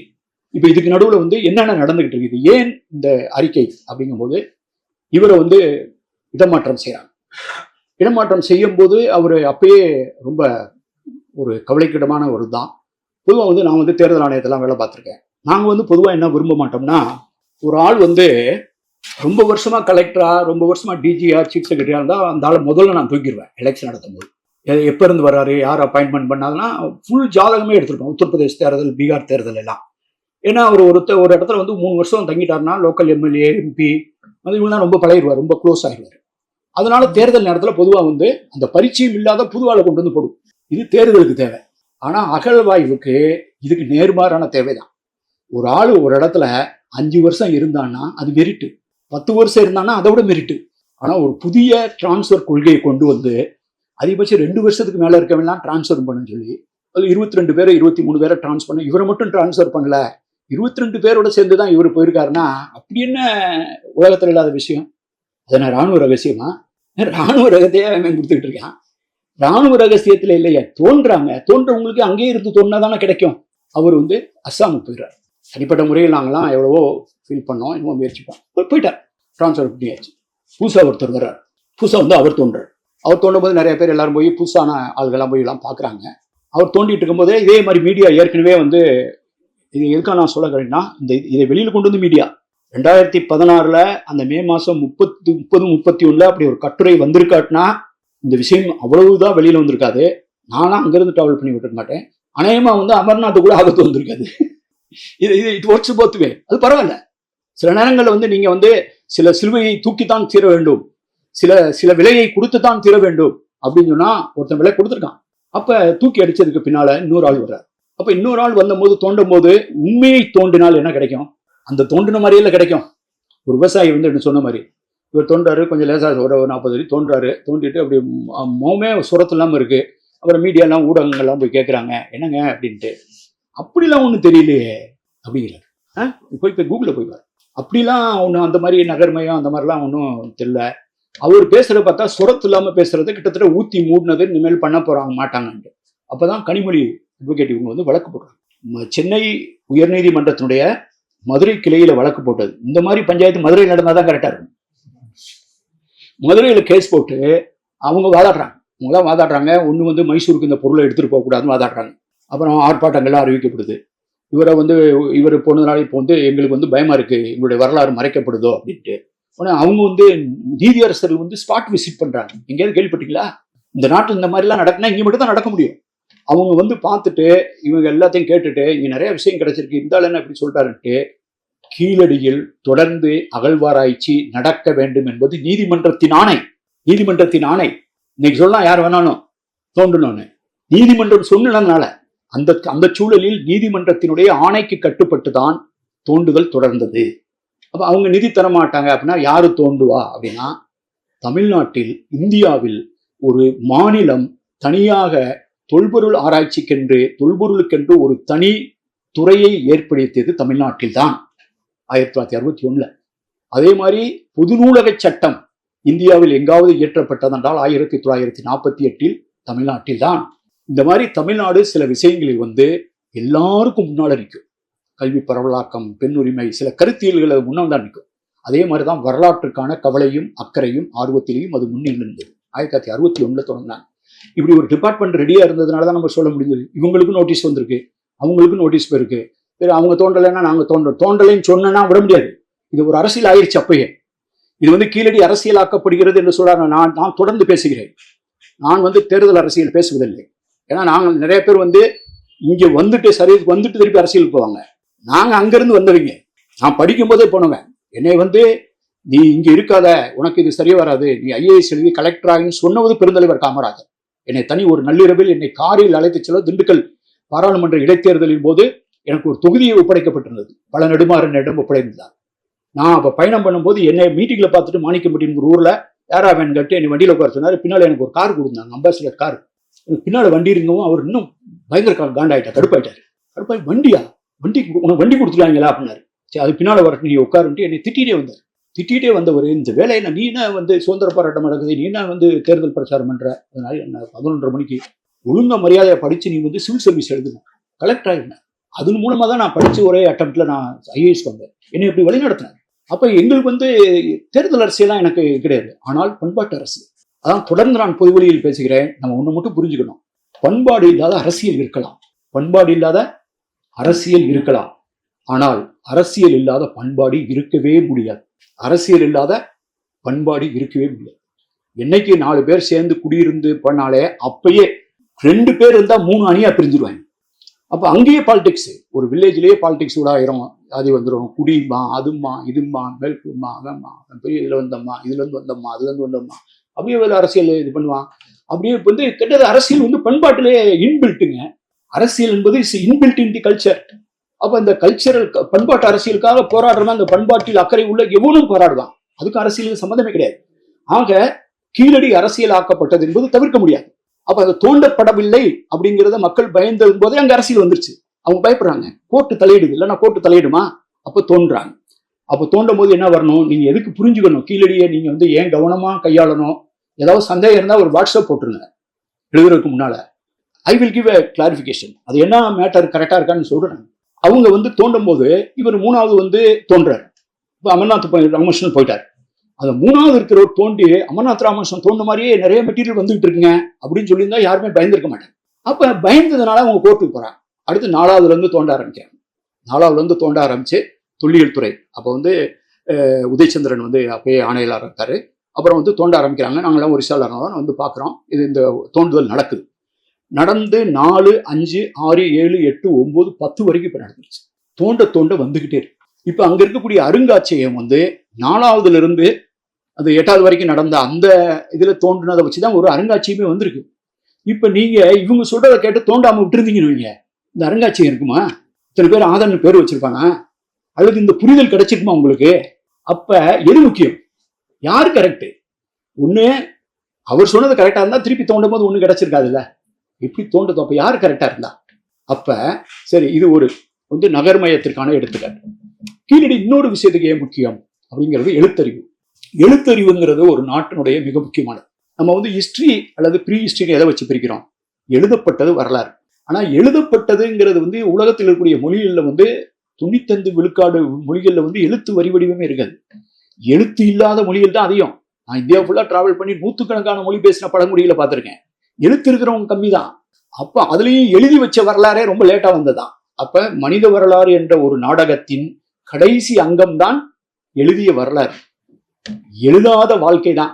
லட்சக்கணக்கான ஆண்டுகள் மனிதன் வாழ்ந்ததுல எழுதப்பட்டது 4000 வருஷம், 3000 வருஷம், 2500 இதெல்லாம் ஒரு கொசு. நீ எழுதி வச்ச வரலாறுங்கிறது மனிதனுடைய பட்டறிவுல ஒரு கொசு கூட கிடையாது. எதை பத்தி பேசிட்டு இருக்க நீ? அப்ப எழுத்தறிவு வரணும். அப்ப எழுத்தறிவு இந்தியாவில் எழுதப்பட்டது எது அப்படிங்கும் போது எனக்கு தெரிஞ்சு எல்லாருக்கும் தெரிஞ்சது, இன்னைக்கு ஒரு மூத்த எழுத்து ஒரு வரி வடிவம் இருக்குன்னா அது சிந்துவெளி வரி வடிவம் தான். அதுக்கு மூத்த வரி வடிவம் எங்கேயும் கிடைக்கல. ஆனா அந்த வரி வடிவத்தை நம்மளால வாசிக்க முடியும். அதுல என்ன எழுதியிருக்குன்னு தெரியும். நாங்க யூகிக்கிறோம் இது இருக்கும் அப்படின்னு தோணுது. ஆனா நான் சொல்ல மாட்டேன். ஏன்னா அப்படின்னா எனக்கு மற்றவங்களுக்கு வித்தியாசம் இல்லாம போயிடும். அப்ப இதுல அநேகமா சேரன் எழுதியிருக்கு, பாண்டியன் எழுதியிருக்கு, அல்லது மதுரைன்னு எழுதியிருக்கு, அல்லது கொற்கைன்னு எழுதியிருக்கு நான் சொன்னேன்னா அவன் சரஸ்வதினு எழுதியிருக்கு, இது அயோத்தியான்னு எழுதியிருக்குங்க அப்படின்னா நீ எப்படியா சொல்ற அப்படின்னு கேட்டா நீ எப்படி சொல்றேன்னு. அப்ப நமக்கு அவங்க வித்தியாசம் இல்லாம போயிடும். அப்ப தரவு சார்ந்து இயங்குகிற என்னை போன்றவர்கள் அந்த அந்த கருத்தை என்னை நோக்கி நகர்வேமே தவிர நான் கண்டுபிடிச்சிட்டேன்னு கத்த மாட்டேன். கண்டுபிடிச்சிருக்கேன். இன்னைக்கு ஒண்ணு புரிஞ்சுங்க, வரலாறுங்கிறது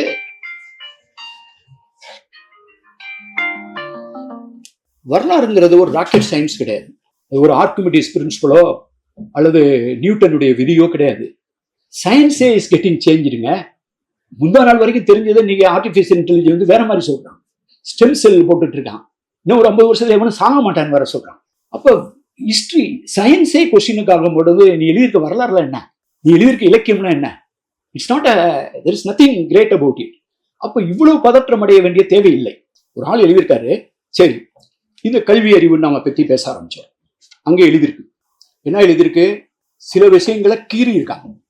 அந்த கீறி இருக்கக்கூடிய இதெல்லாம் நீங்க பாத்தீங்கன்னா நீங்க கூகுள் பண்ணி அதாவது Indus science and graffiti in Tamil Nadu morphological ஸ்டடின்னு போடுங்க. இங்கிலீஷ்லேயே ஒன்று வரும், தமிழ்லேயே ஒன்று வரும். தமிழ் வெர்ச்சுவல் அகாடமி, தமிழ் நூலக டிஜிட்டல் லைப்ரரியில் you can download both PDF copy என்கிட்ட கூட இருக்கு. இப்போ அதில் கிடைக்கக்கூடிய சான்றுகளில் பார்த்தீங்கன்னா ஃபர்ஸ்ட் சிந்துவெளி எழுத்தை நம்ம வாசிக்க முடியல. சிந்துவெளியில் இருக்கக்கூடிய குறியீடுகள் சில இருக்கு. அந்த குறிக்கு சைன்னு பேர் கொடுத்துருக்கான் ஆராய்ச்சியாளர்கள். நம்மகிட்ட தோன்றும் போது அதே குறியீடு தான் இருக்கு. இதுக்கு கிராஃபிட்டின்னு பேர் கொடுத்துருக்கான். இதுக்கு பேர் கிராஃபிட்டியா, அதுக்கு பேர் சைனா. இன்னும் சைனுன்னு சொல்லு, இல்லைன்னா கிராஃபிட்டி, அதுவும் கிராஃபிட்டி, இதுவும் கிராஃபிட்டின்னு சொல்லு.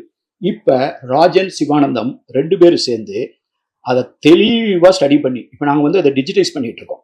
இப்ப நீங்க பாத்தீங்கன்னா இதுல வர இந்த புத்தகத்தை நீங்க எடுத்து பாத்தீங்கன்னா ஆங்கிலத்திலேயும் தமிழ்லயும் இருக்கும். Book of this Indus science, இந்த book Indus science and graffiti marker.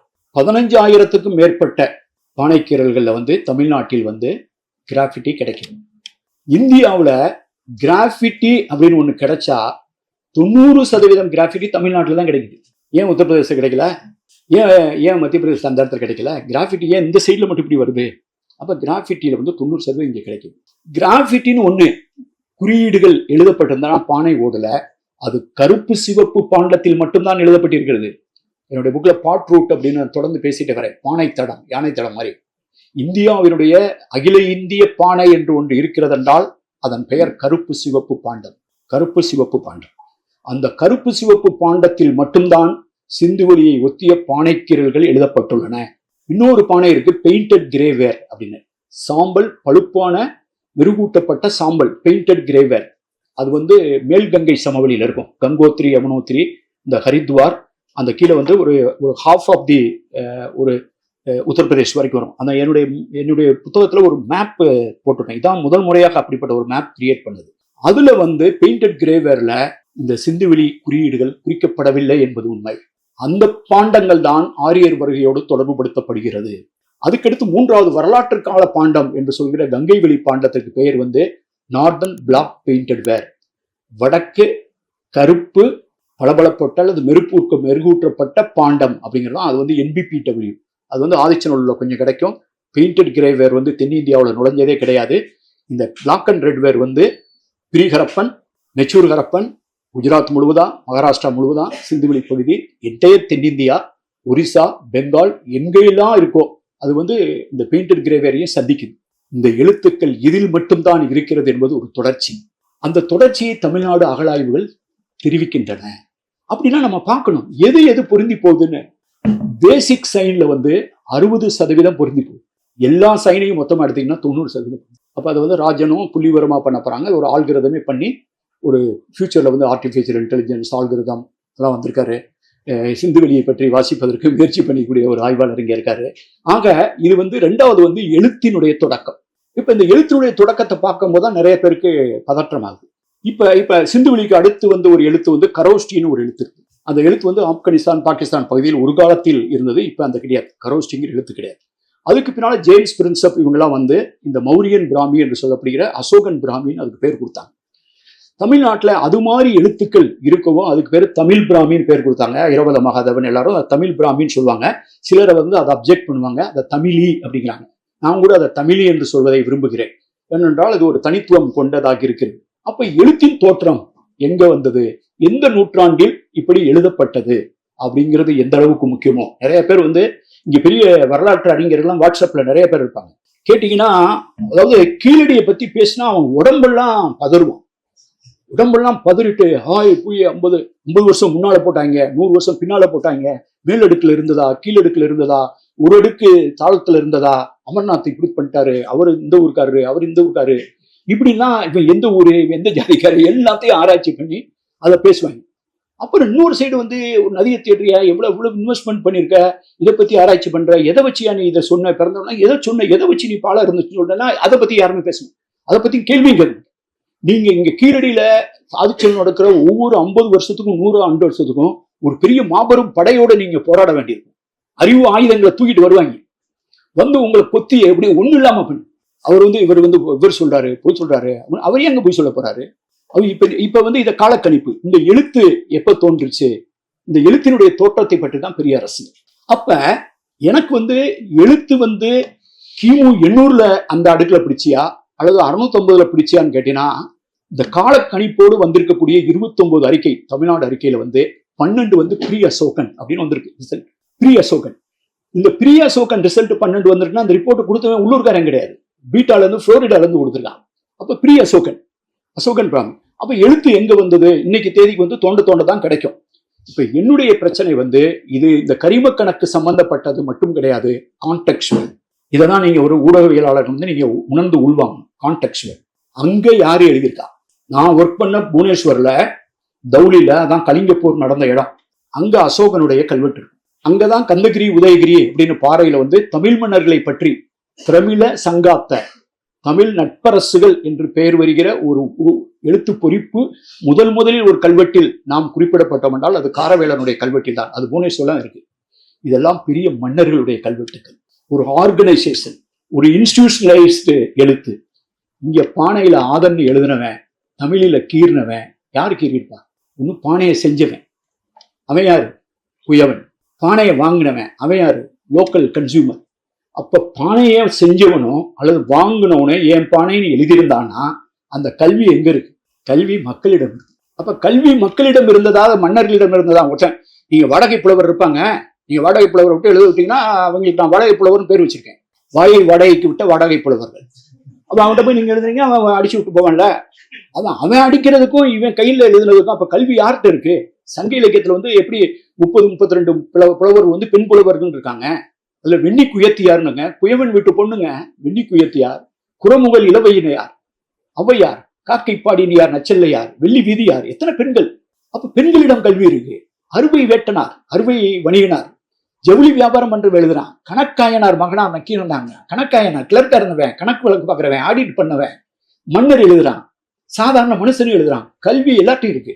அப்ப கல்வி எல்லாத்தையும் இருந்ததுன்னா அகழாய்வுலையும் கிடைக்குது. எனக்கு கருத்தியல் ரீதியா எனக்கு ஒரு ஆதாரம் கிடைக்குது. கருத்தியல் ரீதியான என்ன? கல்வி யார் கற்றுக்கொள்ளலாம் என்று ஒரு உரையாடல் இந்தியாவில் வருகிறது. அது வந்து தர்மசாஸ்திரா, மனுஸ்மிருதி, இந்த மாதிரி இதிகாசங்கள், வடமொழி இலக்கியங்கள்லாம் கல்வி யார் கற்றுக்கொள்ள முடியும் அப்படிங்கிறத பத்தி தெளிவான வரையறை இருக்கு. ஆனா அதுக்கு எதிரான ஒரு குரலை இங்க வந்து தமிழ்நாட்டில் ஒருத்தன் எழுப்புறான். அவன் பேரு ஆரிய படை கடந்த நெடுஞ்செழியன். அவன் பேரு ஆரிய படை கடந்த நெடுஞ்செழியன் இருக்கிறது எனக்கு ஆச்சரியமே இல்லை. அப்படி இல்லாம இருந்துட்டு தான் ஆச்சரியப்பட்டிருப்பேன். அவன் ஒரு நெடுஞ்செழியனா இருந்ததுல எனக்கு ஆச்சரியம் இல்லை. அவன் அப்படிதான் எழுத முடியும். அவன் எழுதுறான், கீழ்ப்பால் ஒருவன் கற்பின் மேற்பால் அவன் கண் படுமே, வேற்றுமை தெரிந்த நாற்பால் உள்ளும். நீங்க 4 வகையா நீங்க வித்தியாசப்படுத்தி காட்டுகிற அந்த 4 வகை வேறுபாடுகள், அதை நீங்க 4 வகை ஜாதின்னு எடுத்துக்கங்க, 4 வகை வர்ணம்னு எடுத்துக்கங்க. வேற்றுமை தெரிந்த நாற்பால் உள்ளும் கீழ்ப்பால் நீ இருக்கிறதுலே ஒருத்தன் நீ கீழ்ப்பால் சொல்றவன் படிச்சு முன்னேறிட்டானா நீ சொல்ற மேற்பால் கூட அவன்கிட்ட கை கட்டி நிற்பான். என்னுடைய அரசு மூத்தோன் வருக என்று எண்ணாது. ஒரு வீட்டுல பிறந்தவர்களே ஒரு குடி பிறந்த பல்லோர் உள்ளும் மூத்தோன் வருகை எண்ணாது. அவர் வந்து சீனியர் முன்னால பிறந்தவர், அவர் நீங்க வாங்க சீனியர் வந்து பதவி ஏற்றுனா சொல்ல மாட்டேன். எவன் படிச்சிருக்கோ எவன்ட்ட அறிவு இருக்கோ அறிவுடையோன் ஆறு அரசும் செல்லும் அப்படின்னு ஆரியப்படை கடந்த நெடுஞ்செழியன் சொன்னா பாருங்க. அதுதான் இந்தியாவில் எனக்கு தெரிந்து தமிழ்நாட்டில் எனக்கு தெரிந்து முதலில் அறிவிக்கப்பட்ட முதல் பழைய கல்விக் கொள்கை. அந்த பழைய கல்விக் கொள்கை தான்டா எங்க கல்விக் கொள்கை. யார் வேணாலும் படிக்கலாம்னு சொல்றான். இப்ப யார் வேணாலும் எழுதியிருக்கான். இன்னைக்கு வரைக்கும் மதுரையில போய் பாருங்க, ஏதாவது கல்யாணம் பண்ணி கொடுத்தா பொண்ணுக்கு வந்து சீர் கொடுத்தான். இவ்வளவு சீர் வச்சு இல்ல ஒரு ஸ்பூன்ல கூட அடிச்சிருப்பாங்க இன்சியல.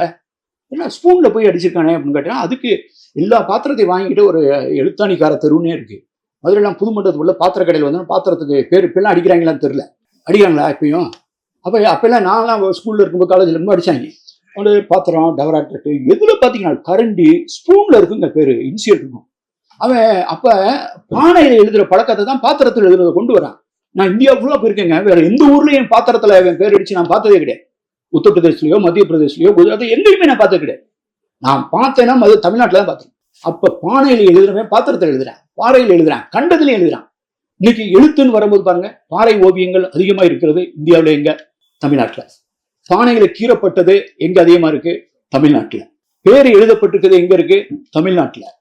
இன்ஸ்கிரிப்ஷன்ஸ் என்று சொல்லக்கூடிய கல்வெட்டுகள், இந்தியாவில் கிடைத்த கல்வெட்டுகள் ஒரு மொழியில் அதிகமா இருக்குன்னா எந்த மொழிகள்? தமிழ் மொழிகள். அப்புறம் கல்வெட்டுல இருந்து இது வந்து ஓலைச்சுவடிகள்லாம் வந்துருச்சு. அதாவது நான் சொல்றது வந்து இன்ஸ்கிரிப்ஷன். அப்புறம் மேனுஸ்கிரிப்ட் தமிழ்ல. அச்சுக்கலை வருது. அச்சுக்கலை வந்து முதல் 300 ஆண்டுகளில் தெற்காசியாவில் அச்சிடப்பட்ட நூல்களில் 40 விழுக்காடு நூல்கள் தமிழ் நூல்கள். நீங்க பாறையிலிருந்து, பானையிலிருந்து, ஓலைச்சுவடியிலிருந்து, கல்வெட்டிலிருந்து, அச்சுக்கலையிலிருந்து இன்னைக்கு இணையத்துல ஒன் ஆஃப் தி ரீஜனல் லாங்குவேஜஸ்ல டாப் மோஸ்டா இருக்கிறது. அடுத்த ஆர்டிபிஷியல் இன்டெலிஜென்ஸ் வரும்போது நம்ம தான் நிற்போம். We will be ready for the large language model. அப்ப இது தொடர்ந்து இயங்குகிற ஒரு சமுதாயம். அப்ப இந்த கீழடி சொல்ற ஒரு விஷயம் வந்து இந்த கல்வி பரவலாக்கம், அதனுடைய காலகட்டம் இதை தெளிவாக்குகிறது. அதுதான் இந்த பதட்டத்துக்கு காரணம். ஒண்ணு நகர்மயம், 2 வந்து கல்வியினுடையது, இந்த தொழில். சங்க இலக்கியத்துக்கு வந்து ஒரு நம்பகத்தன்மையை கீழடி ஏற்படுத்தி இருக்கிறது. என்னை போன்றவர்கள் நான் தொடர்ந்து பேசிட்டு வரேன். கிட்டத்தட்ட இதை ஒரு முழக்கமாகவே மாற்றிக் கொண்டிருக்கிறேன். அப்பெல்லாம் விமான நிலையங்களை பார்க்கும்போது என்ன யாராவது பார்த்தாங்கன்னா வந்தவங்க என்கிட்ட ஒரு செல்ஃபி எடுக்கும்போது கூட சிந்துவெளி விட்ட இடமும் சங்க இலக்கியம் தொட்ட இடமும் ஒன்றேன்னு சொல்லிட்டு போறேன். அப்ப 40 வருஷம் வேலை பார்த்த செல்லும்டான்னு நான் கேட்கிறேன். இல்லைன்னா அப்பதானே நம்ம இவ்வளவு நாள் ஒர்க் பண்ணதுக்கு கரெக்டா மைண்ட்ல ஏறி இருக்குன்ட்டு சிந்துவெளி விட்ட இடம் சங்க இலக்கியம் தொட்ட இடம் சொல்லிட்டு போறான் போட்டோ எடுத்துட்டு. அப்ப இன்னைக்கு சிந்துவெளியை பத்தி நம்ம தான் பேசுறோம். மார்சல் பொங்கல் கொண்டாடிட்டோம். தெருவுல வந்து சிந்துவெளி மாக்கோலத்தை போட்டோம் நம்ம வீட்டு பெண்கள்லாம். தமிழ்நாடு முற்போக்கு எழுத்தாளர் சங்கம் இதை தமிழ்நாடு முழுவதும் கொண்டு சென்று சேர்த்திருக்கிறது. திடலில் பேசிவிட்டோம். அப்ப இங்கு இதை பேசுகிற ஒரு சமூகம் வந்து நம்ம மட்டும்தான். அப்ப அந்த எழுத்தினுடைய அறிவு வந்து முக்கியம். அப்ப தொழில், இந்த சங்க இலக்கியம்னு ஒரு இலக்கியத்தை நம்ம கையில வச்சிருக்கோம். இந்த சங்க இலக்கியம் மாதிரி ஒரு இலக்கியம் இந்தியாவில் இதற்கு இணையான இலக்கியம் இன்னொரு இலக்கியம் இல்லை. நேற்று கூட ஒரு உரையாடல் உலக தமிழ் ஆராய்ச்சியில வந்து அறிஞர்கள் அவைன்னு போட்டிருந்தோம். இந்த சங்க இலக்கியம் நம்ம அந்த பேரை யூஸ் பண்றோமே தவிர இந்த சங்க இலக்கியத்திற்குரிய எல்லா இலக்கியமும் ஒரே பீரியட்னு சொல்ல முடியாது. நேற்று ஒருத்தர் அருமையா ஒரு அறிஞர் வந்து சொன்னாரு, இதை வந்து இது முதல் அடுக்கு, இதனுடைய புறநானூறு இத்தனை பாடல்கள், நற்றிணை, குறுந்தொகை இப்பெல்லாம் சொல்லணும். திருமுருக ஆற்றுப்படை, அதுல கூடிய பரிபாடல், இதுதான் கடைசி. இதுக்கு நடுவில் வருது கலித்தொகை. அதுக்கு முன்னாடி 4 பிரிவா பிரிச்சு காமிச்சார். இதுதான் பீரியட். இப்ப எல்லாரும் வந்து சங்க இலக்கியத்தை பத்தி பேசும்போது நம்ம ஏதாவது அதுல வந்து சமய சார்பு இல்லை, வந்து தமிழ் சமூகத்தினுடைய மையம் வந்து படைப்பு கடவுள் இல்லை அப்படின்னு நான் நிறைய இடத்துல பேசியிருக்கேன். அது ஏன் சொல்றோம்னு கேட்டீங்கன்னா, திணை கடவுள், திணை சார்ந்த வரலாறு தான் நம்ம அகம் புறம்னு பண்ணும்போது 5 திணை, குறிஞ்சி, முல்லை, மருதம், மைதல். அப்போ வந்து அந்த முதல் பொருள் சொல்லும் போது அது ஒரு கருப்பொருள் அப்படின்னு ஒரு பட்டியலை வந்து தொல்காப்பியம் சொல்லும். அந்த கருப்பொருள்ல ஒண்ணுதான் கடவுள். தெய்வம், உணாவே, மா, மரம், புல், பறை, செய்தி, யாழ் அப்படின்னு இந்த 14 லிஸ்ட். ட்ரம்மு, யாழ், மரம், பறவை, இந்த 14ல ஒண்ணுதான் கடவுள். எங்கேயுமே சங்க இலக்கியத்தினுடைய அடியாளகத்துல வந்து கடவுள் உட்கார்ந்து, அது வந்து எத்தனையோ மதங்கள்ல இருக்கலாம். இந்திய உலகத்தினுடைய பல மதங்கள்ல வந்து அவங்க எல்லாம் வந்து கடவுள் வந்து படைச்சாரு, ஒரு 5 நாள் படைச்சிட்டு 6வது நாள் 7வது நாள் ரெஸ்ட் எடுத்தாரு கூட எழுதி வச்சுக்கலாம். அப்படிலாம் கிடையாது. தமிழ் சமூகத்தையோ தமிழ் கூறும் நல்லுலகத்தையோ கடவுள் படைக்கவே இல்லை. அதை அப்படி ஒண்ணு சங்க இலக்கியத்தில் எழுதப்படவே இல்லை. அப்புறம் பின்னால் வந்து எல்லாரும் கோட் பண்ணுவாங்க வந்து திருமுருக ஆற்றுப்படையில ஒரு முருகன் வந்துட்டாரு, ஸ்கந்தன் வந்துட்டாரு, தேவயானை கல்யாணம் பண்ணியிருக்காரு அப்படின்னு. எங்களுக்கு தெரிஞ்ச முருகன் வந்து அடியாளத்தில் இருக்கக்கூடிய முருகன், இந்த தோழிக்கு உரிமை கொடுத்த முருகன், மடவை மன்ற வாலிய முருகே அப்படின்னு சொல்ல அந்த கேள்வி கேட்கறதுக்கு உரிமை கொடுத்த முருகன். அவன் ஒரு கடவுள், காதல் கடவுள். அவன் வந்து குறிஞ்சி நிலத்தில் இருந்தவன். இந்திரன் எங்க மீட் பண்ணார்? அவரு இந்திரனுடைய பொண்ணுதான் தேவயானை. அப்ப இந்த அடுக்குகளை வந்து நம்ம வந்து சங்க இலக்கியத்தில் இருக்கு. யாரும் சொல்ல, நான் வந்து எப்பயுமே வந்து சங்க இலக்கியத்து மக்கள் கடவுள் நம்பிக்கையற்றவர்கள் பேசுற அளவுக்கு பைத்தியக்காரன் கிடையாது. சங்க இலக்கிய மக்களுக்கு இறை வழிபாட்டு நம்பிக்கை இருந்திருக்கும், நம்பிக்கை மரபு இருந்திருக்கும். காணமர் செல்வி, கடல்கிளி செல்வி, கொற்றவை அப்படின்னு கடல் சார்ந்த ஒரு பெண் தெய்வங்கள் எத்தனையோ கும்பிட்டு இருக்காங்க. ஆனால் அது வாழ்க்கையினுடைய மையம் இல்லை. உள்நாட்டு வணிகம், வெளிநாட்டு வணிகம். அவன் நெசவு தொழில அவன் அக்கறை கொண்டிருக்கான். கீழடியில் என்ன கிடைக்குது? நெசவு. அந்த நெசவு வந்து சங்க இலக்கியம் எழுது. எங்கேயாவது ஒரு இலக்கியத்துல பெண்களை பார்த்து பருத்தி பெண்டீர் அப்படின்னு சொன்ன ஒரு இலக்கியம் இந்த நாட்டில் எழுதப்பட்டிருக்கா? அப்படின்னா என்ன? Cotton women. அந்த பெண்கள் வந்து இந்த நூலை வாங்கி நூற்கிறாங்க. அவன் வந்து மெட்டீரியலை கொடுத்துப்பான், வியாபாரி பஞ்சை கொடுத்துட்டு நூலை வாங்கியிருப்பான். கன்வர்ஷன் பண்ணதுக்கு இவங்க காசு வாங்கியிருப்பான். அந்த கன்வர்ஷன் வந்து பை குவான்டிட்டி இருக்கிறதுனால நைட்டு வேலை பார்க்குறாங்க. சங்க இலக்கியத்துல பதிவு பண்ணுது, பருத்தி பண்டின் சிறுதி விளக்கத்து. நைட்டு உட்காந்து வீட்டில் நூல் நூத்துட்டு இருக்கா. ஏன்னா அதை கன்வெர்ட் பண்ணி கொடுத்துட்டா காசு கூட கிடைக்கும். அது சங்க இலக்கியம் சொல்லுது. அதே மாதிரி பருத்தி பெண்டின்னு 2 இடத்துல சொல்லுது. ஆளில் பெண்டின் தாளில் செய்த. வீட்டில் அப்பா இல்லை, அப்பா செத்து போயிட்டானா இருக்கும், அல்லது புருஷன் செத்து போயிட்டா இருக்கும், அல்லது புருஷன் ஓடி போயினவனா இருக்கும். ஆளில் பெண்டிருங்கிறது ஆம்பளை ஆள் இல்லாத பெண்கள் சங்க இலக்கியம். அந்த ஆம்பளை ஆள் இல்லாத பெண்கள் தங்களுடைய வாழ்வாதாரத்திற்காக செய்த இந்த பருத்தி தொழில்னால் அவங்களுக்கு பருத்தி பெண்டிருங்க. எங்கேயாவது கேள்விப்பட்டிருக்கீங்களா? எங்கேயாவது கேள்விப்பட்டிருக்கீங்களா? மோர் விற்கிறா, பால் விற்கிறா, நெய் விற்கிறா, தயிர் விற்கிறா. எல்லாத்தையும் விற்று அந்த பெண்ணு வந்து கையில காசு கிடைக்குது. அவளுக்கு ஒன்று தோணுது, தங்க நகை வாங்கலாமான்னு.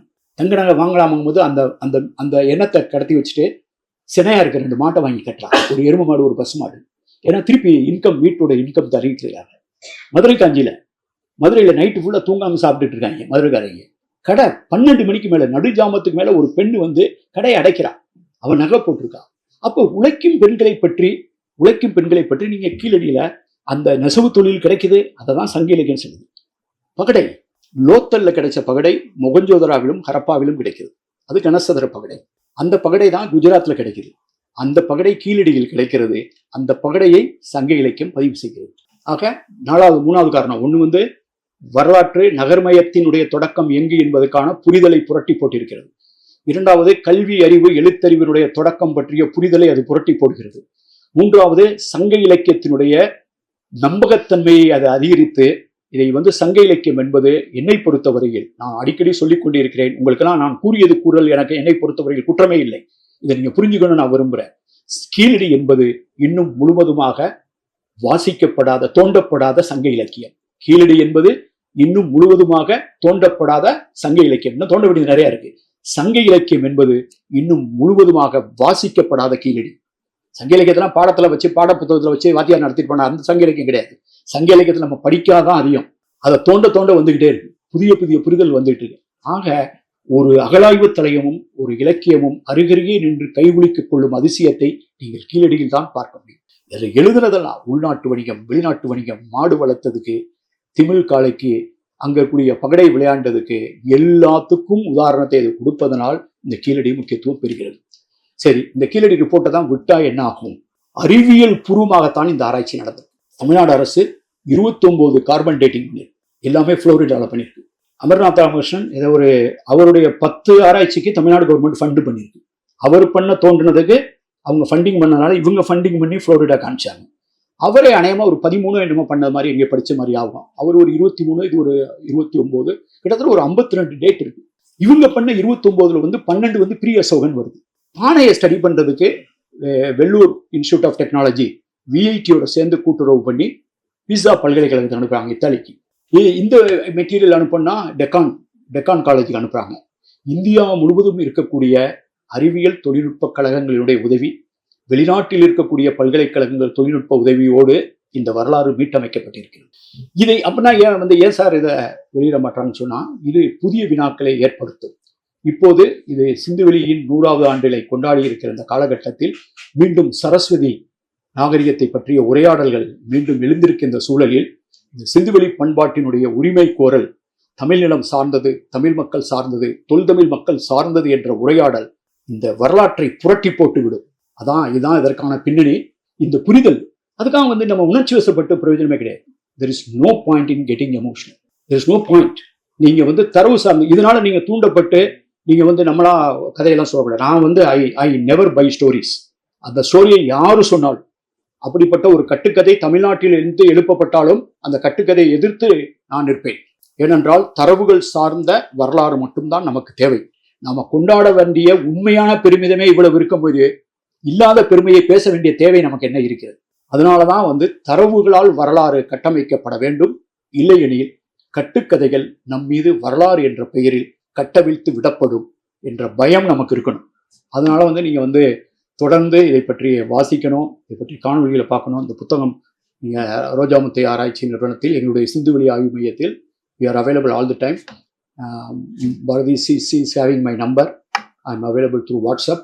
நீங்க எதனாலும் ஒரு ஐயம் இருந்ததா பண்ணலாம். அதே மாதிரி நீங்க வந்து ஒரு இந்த அகழாய்வு தடயங்களுக்கு ஒரு இன்ட்ரெஸ்டடா ஒரு 5 பேர் 10 பேர் 15 பேர் நீங்க number of people if you are willing to go அதை வந்து போகணும்னு நான் நினைக்கிறேன். அதை நீங்கள் போய் பார்த்து அந்த மெட்டீரியலை தொட்டு பார்த்து அந்த இதில் போய் பார்த்தா தான் உங்களுக்கு நாங்கள் பேசுகிற அருமை புரியும். களம் செய்கோன்னு எங்கள் அந்த மியூசியத்தில் ஒன்று இருக்குது, களம் செய்கோ. களம் செய்கோன்னா என்ன தெரியுமா? ஒரு குயவனை பார்த்து அது என்னுடைய பாட்டே ஒன்று இருக்கும், களம் செய்யும் கோவேன்னு ஒரு பாட்டு எழுதி தாஜினூர் இசையமைச்சு வேல்முருகன் பாடி நான் 2014 ரிலீஸ் பண்ணேன். ஏன் என்னன்னு கேட்டீங்கன்னா, சங்க இலக்கியம் மட்டும்தான் ஒரு பானை செய்வனை தலைவனேன்னு கூப்பிடும். அவங்க வீட்டு பையனை வந்து வேட்கோச்சிரார் அப்படிங்குது. அவன் தான் வந்து ஒரு தலைவனை அந்த நகரத்துக்கு திருவிழாவை அறிவிக்கிறான். அவன் தான் பூசாரியா இருக்கான். அவனை முதுவாய் குயவ அப்படிங்குது. தி குயவன் ஆஃப் தி ஏன்சியன்ட் விஸ்டம் அப்படிதான் இங்கிலீஷ்ல நீங்க மொழிபெயர்க்க முடியும். ஒரு பண்டைய அறிவினுடைய உறைவிடமாக இருக்கக்கூடிய பானை செய்யும் குயவனே. ஏன்னு கேட்டீங்கன்னா, முதல் அறிவியல் கண்டுபிடிப்பு வந்து இன்டர்நெட் கிடையாது, ஆப்பிள் போன் கிடையாது, நீராவி எந்திரம் கிடையாது. முதல் அறிவியல் விஞ்ஞானி யாருன்னு கேட்டீங்கன்னா பானை செஞ்சவன் தான். அந்த பானையை சுட்டவன். சுடுற பானையில தான் தண்ணி நின்றது. அது வரைக்கும் வந்து மழை வந்துச்சுன்னா அந்த பச்சை பானை போயிடும். அப்ப சுடும் பானையை கண்டுபிடித்தவன் தான் இந்த உலகத்தினுடைய முதல் விஞ்ஞானி. சுட்ட செங்கலை செய்தவன் தான் இதனுடைய முதல் பொறியாளர். அப்படி இருக்கும்போது அதனால்தான் அவனுக்கு பேர் வந்து முதுவாய் குயவன், தி குயவன் ஆஃப் தி ஏன்சியன்ட் விஸ்டம். ஆனா அவனை மற்ற மொழிகளும் மற்ற பண்பாடுகளும் எப்படி தூற்றி கீழே தள்ளியது என்பதை நீங்கள் புரிந்து கொண்டால் கீழோடைய முக்கியத்துவம் புரியும். அதுக்காக I wish you all the best. We are available all the time. Thank you.